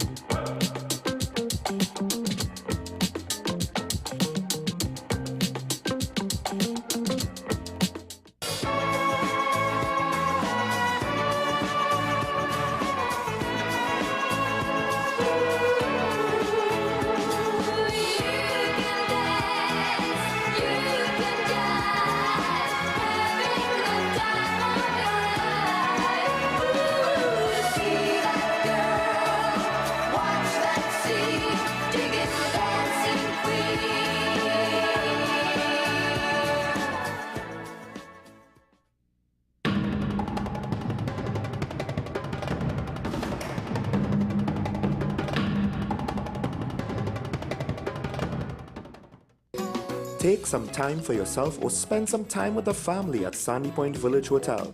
Enjoy our various studio and suite apartments, self-contained with their own kitchenettes and Wi-Fi.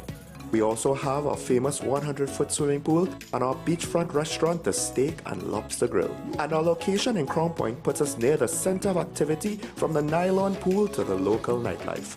Call us and make your reservations at 639-8533, 389-2378, or email us at sandypointvillagehotel@gmail.com. The home of Caribbean content is growing, and we welcome you to be a part of the #1 platform for young personalities who are driven to make a positive impact in society. As we continue to reach every corner of Trinidad and Tobago through our daily broadcasts, our social media pages, or through our 75+ digital billboards across the nation, contact us to learn about our competitive rates via marketing at wesncc.com or call us at 628-5835. WESN Content Capital, television with a difference.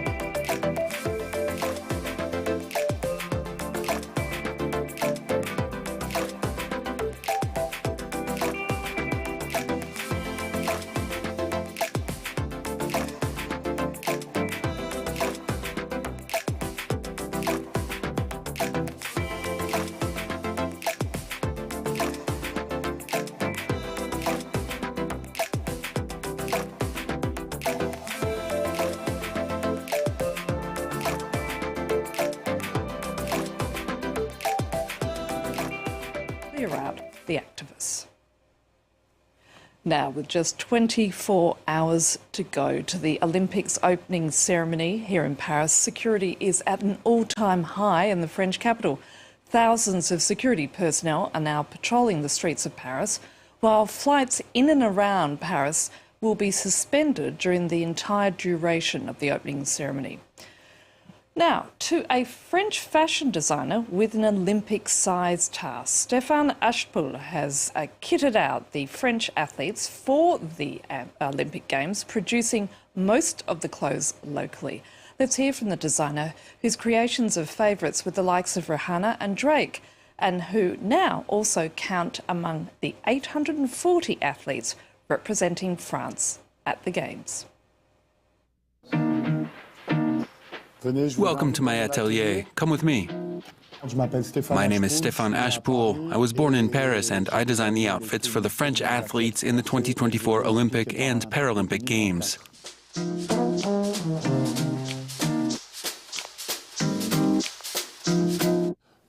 So here are the first prototypes that we did right at the beginning. My idea was to do the prototypes, the first tests, in the Paris workshops and to start getting a feel for the blue and the red. So we did this one with the feather artists Le Marier to see how the colors play off each other. I also wanted to see different styles of embroidery to see how they work together.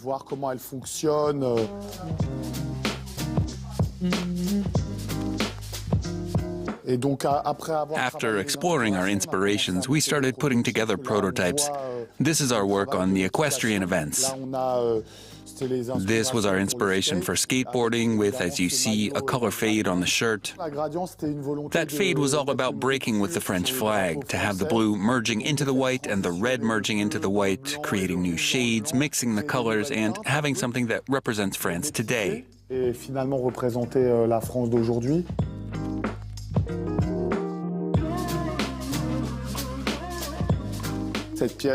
I like this piece a lot. It was one of the first prototypes for the medalists. I'm looking forward to seeing them wear it.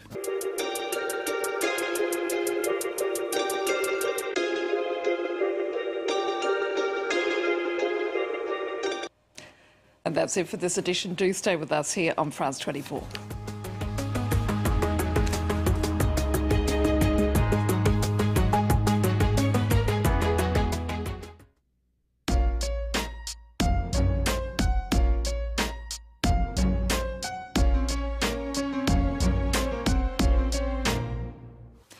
Hello, I'm Annette Young and welcome to the 51%, a show about women reshaping our world. Coming up, how domestic abuse goes way beyond physical violence and how men use money as a form of coercive control over their partners.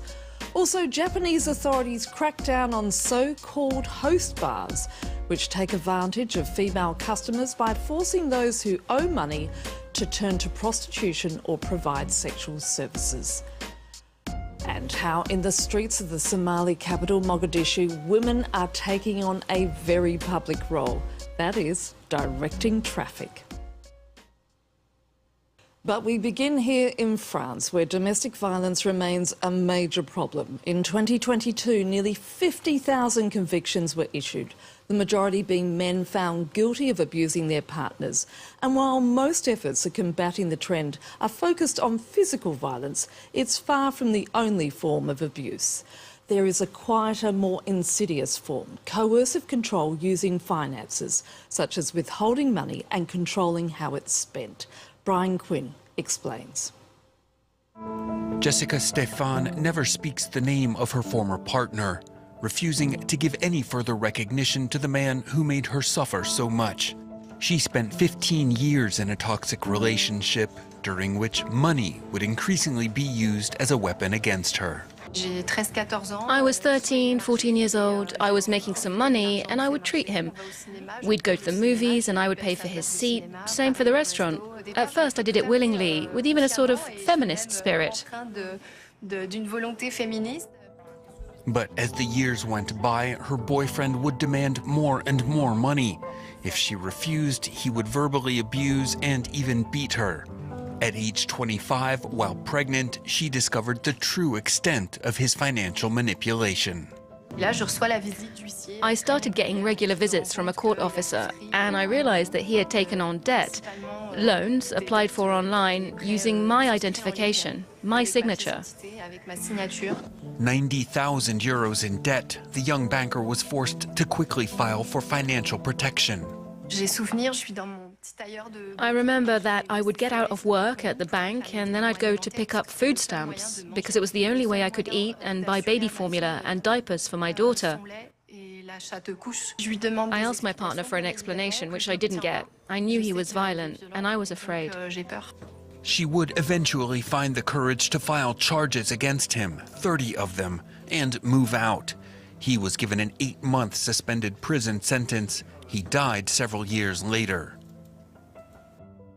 Economic abuse. It leaves no bruises and frequently passes unnoticed. To raise awareness of the phenomenon, a feminist association created this fake ad for a fictional app, allowing men to control their wives' spending. Ah, c'est génial. Dès que ma femme doit faire un achat, je suis alerté. Je peux transférer toutes ses allocations direct sur mon compte. Ah bah tiens, elle veut payer son abonnement de bus. Non mais y a pas moyen, je refuse. De toute façon, on s'aime. Donc ce qui est à elle est à moi. This non-profit hears from domestic abuse victims every day, and money is often part of the stories told. These are men who take the government's family benefits and keep them on their own account, who forbid their wives from having their own accounts, from having a job. Depriving a woman of financial autonomy, even forbidding her to work, to make her dependent and better control her. This woman experienced it firsthand. One night he tied me up as I was sleeping. He took a rope, tied me to the bed and went off to work. He knew that I also had to go to work. He even turned off my phone so that I couldn't be reached. She would lose her job and eventually flee their shared home. Jessica Stefan went on to become an advocate for victims, raising awareness among bankers. According to a recent poll, 41% of women have already experienced economic abuse. Next to Japan, where authorities have enforced a crackdown on so-called host bars since the beginning of the year. These are clubs whose male employees trick women into spending large sums of money to drink and spend time in their company. Victims who believe they're in love with their hosts are left with massive debts, forcing some to turn to prostitution to pay them off. Our team on the ground sent us this report. In the streets of Kabukicho, a red light and entertainment district in Tokyo, Yu still struggles to see herself as a victim of unscrupulous host clubs. Coming here makes me nostalgic. I'm starting to think, I want to see him again. The 44-year-old was a regular at host bars, places where women pay to spend time with a professional charmer. But like many other women, she was deceived by one of the industry's modern-day Lotharios. Every day, we would message each other. He had a key to my apartment, and we would visit regularly. We used to do things together outside the club. We even went to Disneyland together. Host clubs are legal and can be found in cities across Japan. Women run up large tabs buying expensive wine, champagne and cocktails. The more they spend, the more the host earns. At the end of each month, the clubs list the names of their highest earners. Yu says she spent a total of 180,000 euros to drink and spend time with the same host. I had millions of yen, but I spent it all. He told me to go make money abroad, so I went and worked abroad. Yu, who ended up working in the commercial sex industry, is still paying off her debts. The clubs insist their employees do not have sex with their clients, but it's impossible to know what happens off the club premises. An estimated 6,000 men work as hosts in Kabukicho, a small neighborhood that's home to around 300 clubs, a magnet for tens of thousands of women.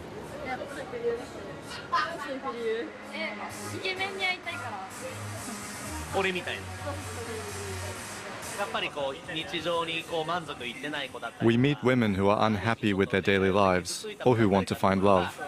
They can breathe here. Many host clubs, which have been around since the 1960s, are now under the spotlight for the wrong reasons. In recent months, local authorities have carried out inspections to establish whether underage female clients have been encouraged to buy and drink alcohol. Some of the women left with heavy debts after multiple host club visits are under 18. One, aged just 15, spent 35,000 euros in just 4 months. The neighborhood will be cleaned up. Only certified hosts will be working here. Until recently, there were too many places employing men who were good at acting cool, but they only wanted to take advantage of women. This man, a familiar face in Kabukicho for many years, has reached out to victims and their families. Terrified parents visit his office to seek help. Some have lost touch with their daughters and are at their wits' end. They go to their daughters' apartments, see they haven't been living there for some time. They find business cards belonging to hosts and fail to find their daughters. That's when they come to me. Gen's organisation says it takes about 5 years for women to realise they're the victims of host club entrapment. He tries to warn people of the dangers of visiting the clubs, but says the government needs to step in. We want women under 25 to be barred from host clubs and for the clubs to stop running tabs. Clients should only be able to pay in the same way they do at regular restaurants immediately, and by cash or by credit card. While the police insist they're taking a harder line against serious cases of exploitation, especially those in which indebted women are forced into prostitution, the government seems reluctant to introduce tighter regulations. Last November, Prime Minister Fumio Kishida condemned rip-off host clubs. In addition to cracking down on illegal activities, such as violations of the Anti-Prostitution Act and the Employment Security Act, we will provide measures on entering host clubs and strengthen consultation services. But Kishida's government has not introduced new measures to tackle malicious host clubs. Other officials have taken action, though. Host clubs in Kabukicho said they would stop extending credit to clients from April, following informal discussions with the local mayor. Campaigners are sceptical. They say host clubs are unlikely to abandon a tried and tested business model based on a verbal agreement with local authorities. After all, hosting and deception are a seductive and lucrative mix.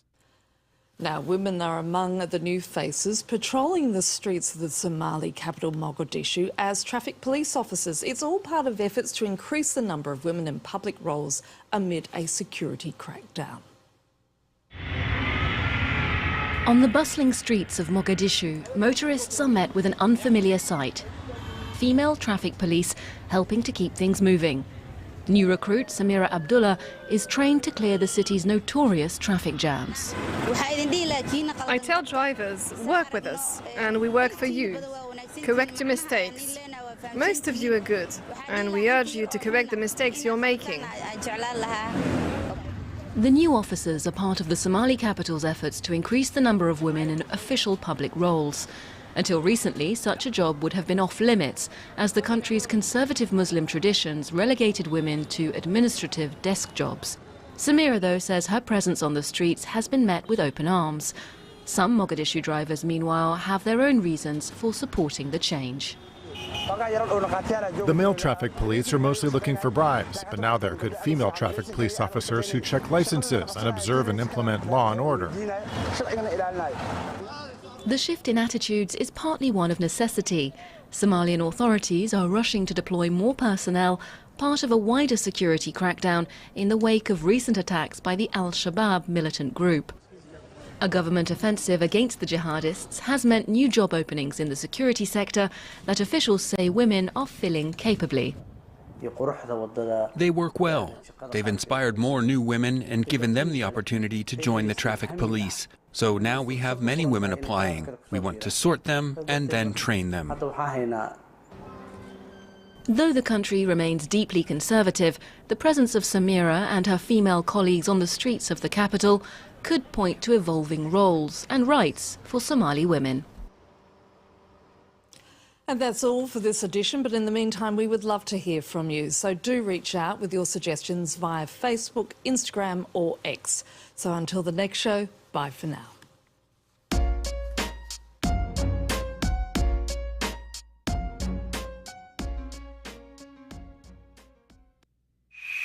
Your stories inspire the future. Your daily lives create the news. Your cultures, struggles and successes are at the heart of our programs. We tell the stories of those who made our planet and those who are building it. We tell the story of the world, shaped by the lives of those who live there. Liberté, égalité, actualité.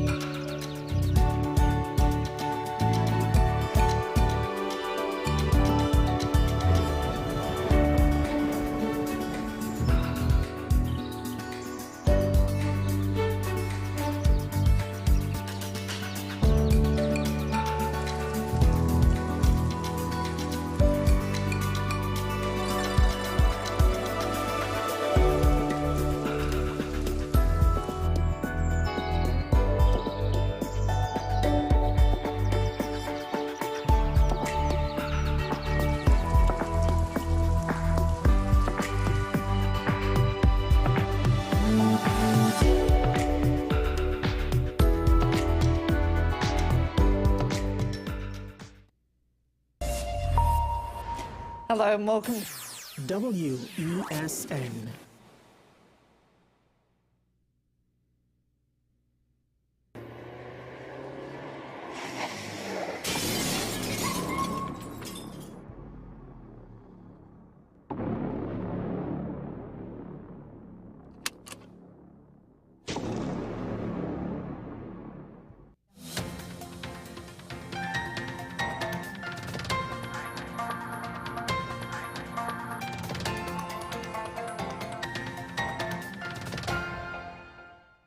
Here is your WESN News on the hour. I'm Naomi Macnish. Thanks for joining us. Here are the headlines. New political alliance to commemorate 1990 coup attempt. Police officer injured and suspect killed in escalating gang violence in Port of Spain. And regionally, Jamaican minister demands urgent action from JPS to restore power post-Hurricane Beryl. Now for the details. Representatives from the National Transformation Alliance, Hope Party and Congress of the People will make their first joint appearance this Saturday at the Red House for a wreath-laying ceremony marking the 34th anniversary of the 1990 coup attempt. Hope leader Timothy Hamel-Smith confirmed the alliance, emphasizing the need for vigilance to protect democracy amidst rising violence. NTA's Gary Griffith stressed their unified effort to preserve democracy, recalling the coup's threat to the nation. The groups aim to form a formidable force for the 2025 general elections, with potential interest from UNC and PNM members. Gang violence in South Port-of-Spain continues to escalate after 2 men, including a police officer, were injured in a shooting on St. Paul Street on Monday night. The attack involved over 84 rounds fired, hitting a civilian and an officer on patrol. The suspect fled the scene, and the vehicle used was later recovered by police. In a related raid in Sealot, police killed a man while searching for suspects linked to the St. Paul Street incident. Residents claim the man was unjustly killed, prompting an investigation by the Police Complaints Authority. Police Commissioner Earle Harewood Christopher condemned the violence, emphasizing the TTPS's commitment to maintaining order and warning perpetrators of severe consequences. The situation remains tense as law enforcement seeks to regain control and ensure community safety.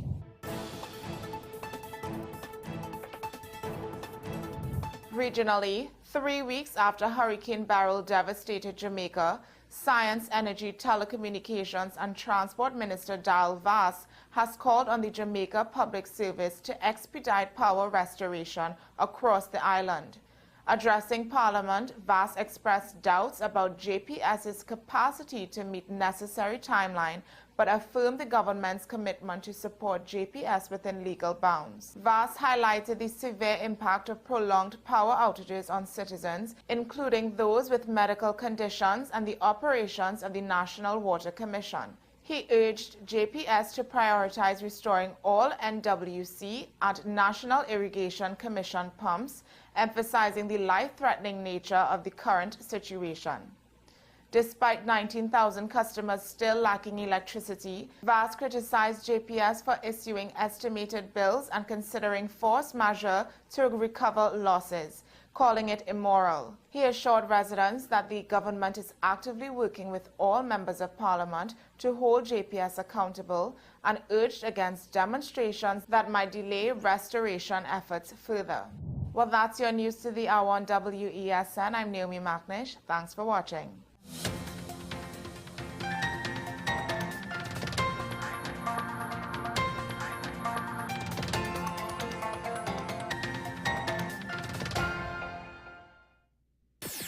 WESN.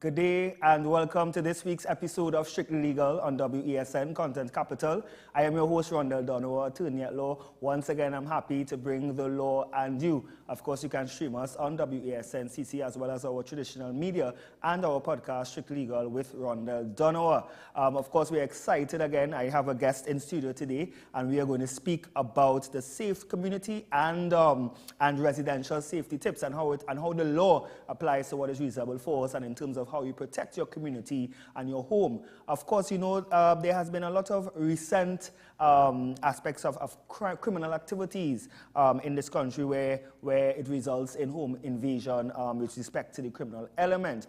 And we have seen that as a result of this type of criminal activity in our homes, it has affected us economically, personally, and of course mentally.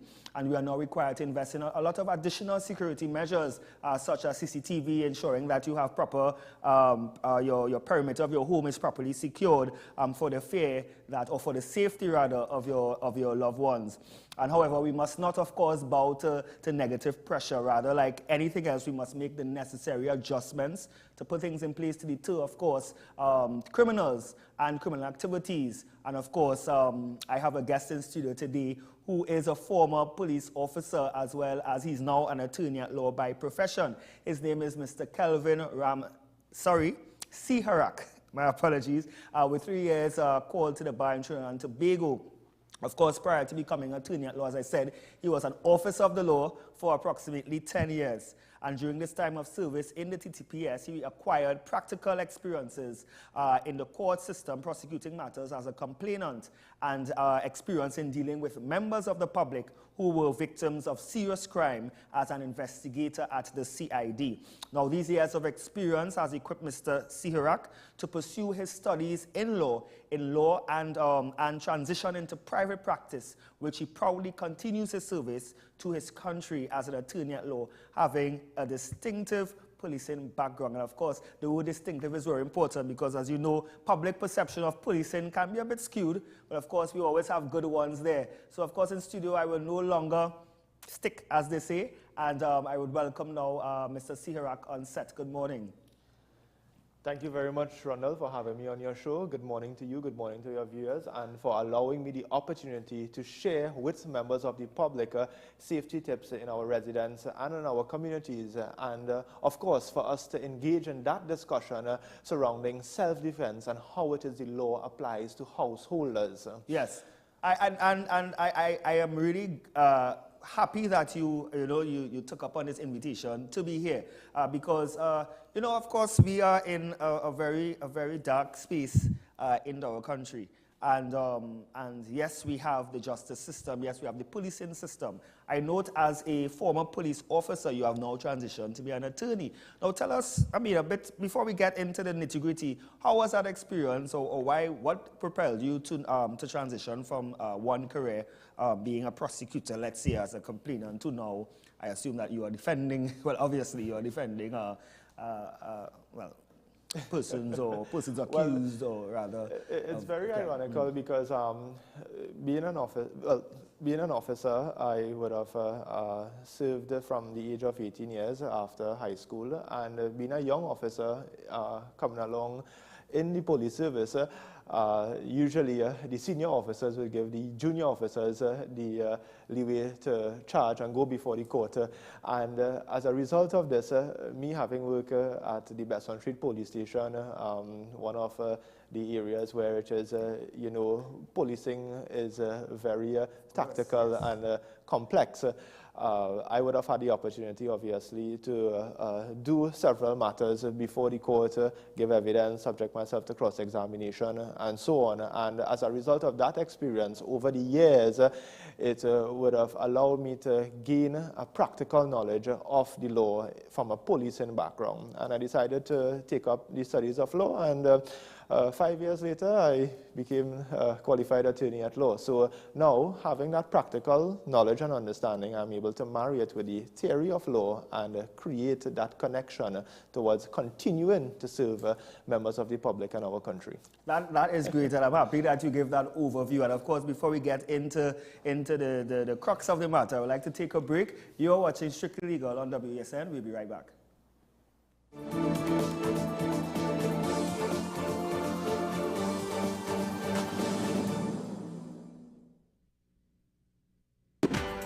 Young at heart, purpose-driven, patriot even.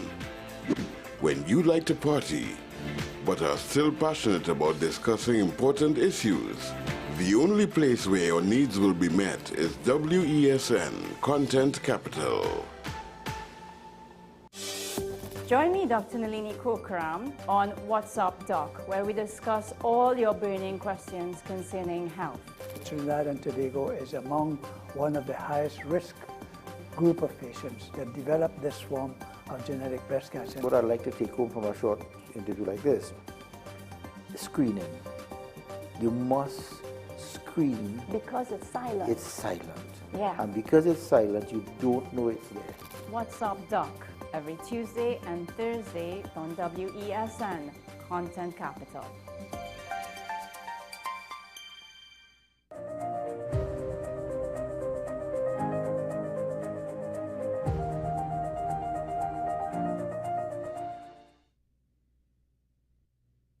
This is 10 Questions. I'm Andy Johnson. The distance from where we should be in the world in going forward on our commitments with climate change. The effects of climate change that cannot be accounted for, it's called loss and damage, and we're seeing loss and damage happening so much more in this decade and the previous decade. The principal term there was this question of the correspondent banking issues. That is why we're trying to build capacity with this country here, Trinidad and Tobago, and other countries in the region. Man is not showing any signs of stopping or even slowing down. More than half of the forest in Trinidad is already gone. All the plants and all the animals and all of the nice clean water and fresh air and everything had to be on this planet for humanity to have a chance. We have small change when it comes to countries that can take decisions, and when they speak, the world listens. The General Assembly is a very democratic forum. And Trinidad and Tobago has the same vote as Canada, in spite of the obvious difference in size.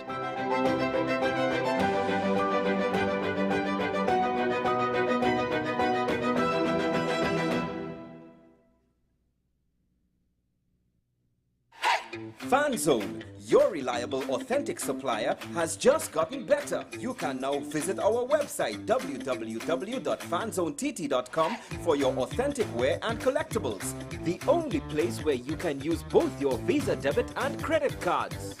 Visit our website, fanzonett.com, to make your purchase today.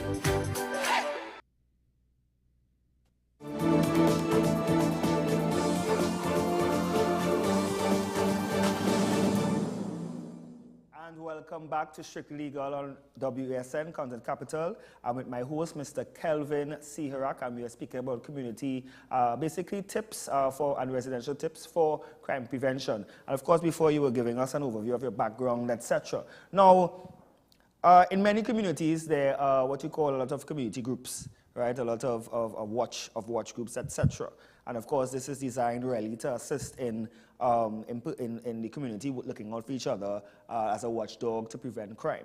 Now, obviously, as a former officer, as well as as your experience, can you just go into detail as to the need or the importance of community-type watch groups, and of course, what can they do further to assist in sort of crime prevention?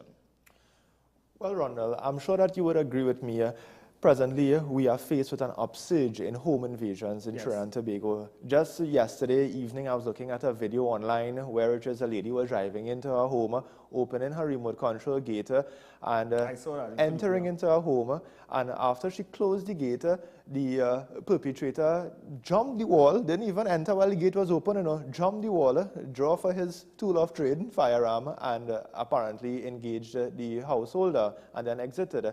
And then up to most recently, last night in Tobago, elderly gentleman, there was an intruder at his door knocking, and when he went to answer it, he was shot and killed. So there has been an upsurge, and as you had said earlier, the economic effects as well as the psychological effects is dominating residents at this point in time in our country, and it has far-reaching circumstances in terms of the level of trauma that we have to deal with. May it be we are victims of a home invasion or crime, or we are just looking at these videos or reading these articles, I am sure that it will have some sort of traumatical effect on our minds. But and the thing is, we are so now desensitized to crime. Like, for instance, anytime you see crime news, like I try not to look at it because every day is something. And of course, we become so desensitized that if you see a murder, it's a next murder, right? There's no emotion. People are just going about their daily lives because what can you do again, right? And of course, we've seen all these CCTV images from homes, right, where persons have their property secure. They have automatic gates, they have CCTV cameras. I mean, thankfully, the person in question yesterday had dogs. Right. So the dogs rushed the individual, which was a good, I mean, obviously that's a good thing, and you can get into detail as to, yes, we have all these things, but is it enough in terms of securing yourself and your property from, let's say, home invasion, etc.? Most certainly, and I think most communities and persons would have already started the initiative of implementing safety tips and use of the air horns, right? We have seen how effective this can be in certain communities. However, there are things which we can reinforce to reassure the members of the public that the continuous assessment of your home, the exterior structure, the interior structure, your vehicles, your neighbors, your community, the locality that you live in, we can reinforce these tips so that persons and members of the public are conscious of how it is they provide layers of security to deter and prepare for a home invasion if it is the situation may arise. So let's start with the protection of your structure, of your exterior, of your structure. Give us some tips as to how can homeowners or persons who are renting or whomever can secure from at least the exterior point of view going up to the interior, etc. What I believe is that we must look at it from first and foremost, the locality, because some persons may live in rural areas, others may live in urban and suburban areas. Now, in the rural areas, we know that your neighbor might be a mile or a quarter mile away, and it is heavily forested, or depending on the use of the land, may it be agricultural use or the rearing of livestock, there may not be any perimeter fence. So usually the structures might be open. It might consist of a wooden structure, let's say living close to the coastline, or it might be partly wooden or partly concrete. And this is distinguished as opposed to persons living in urban, suburban areas. We have the townhouses, the duplex, and the residential homes, upstairs and downstairs structures in communities where, in some instances, private residents would have that opportunity to fence their area. So taking a look at the external components of your home and its structure is very important based on the locality where you live. And I say this because if it is you are to do an assessment to put layers of security measures in place to deter or prepare for a home invasion, I believe that you must first start from the point of view of looking into your home. So stand on your road and just as the intruder or perpetrator would do, look into your home and look at the external components of your home.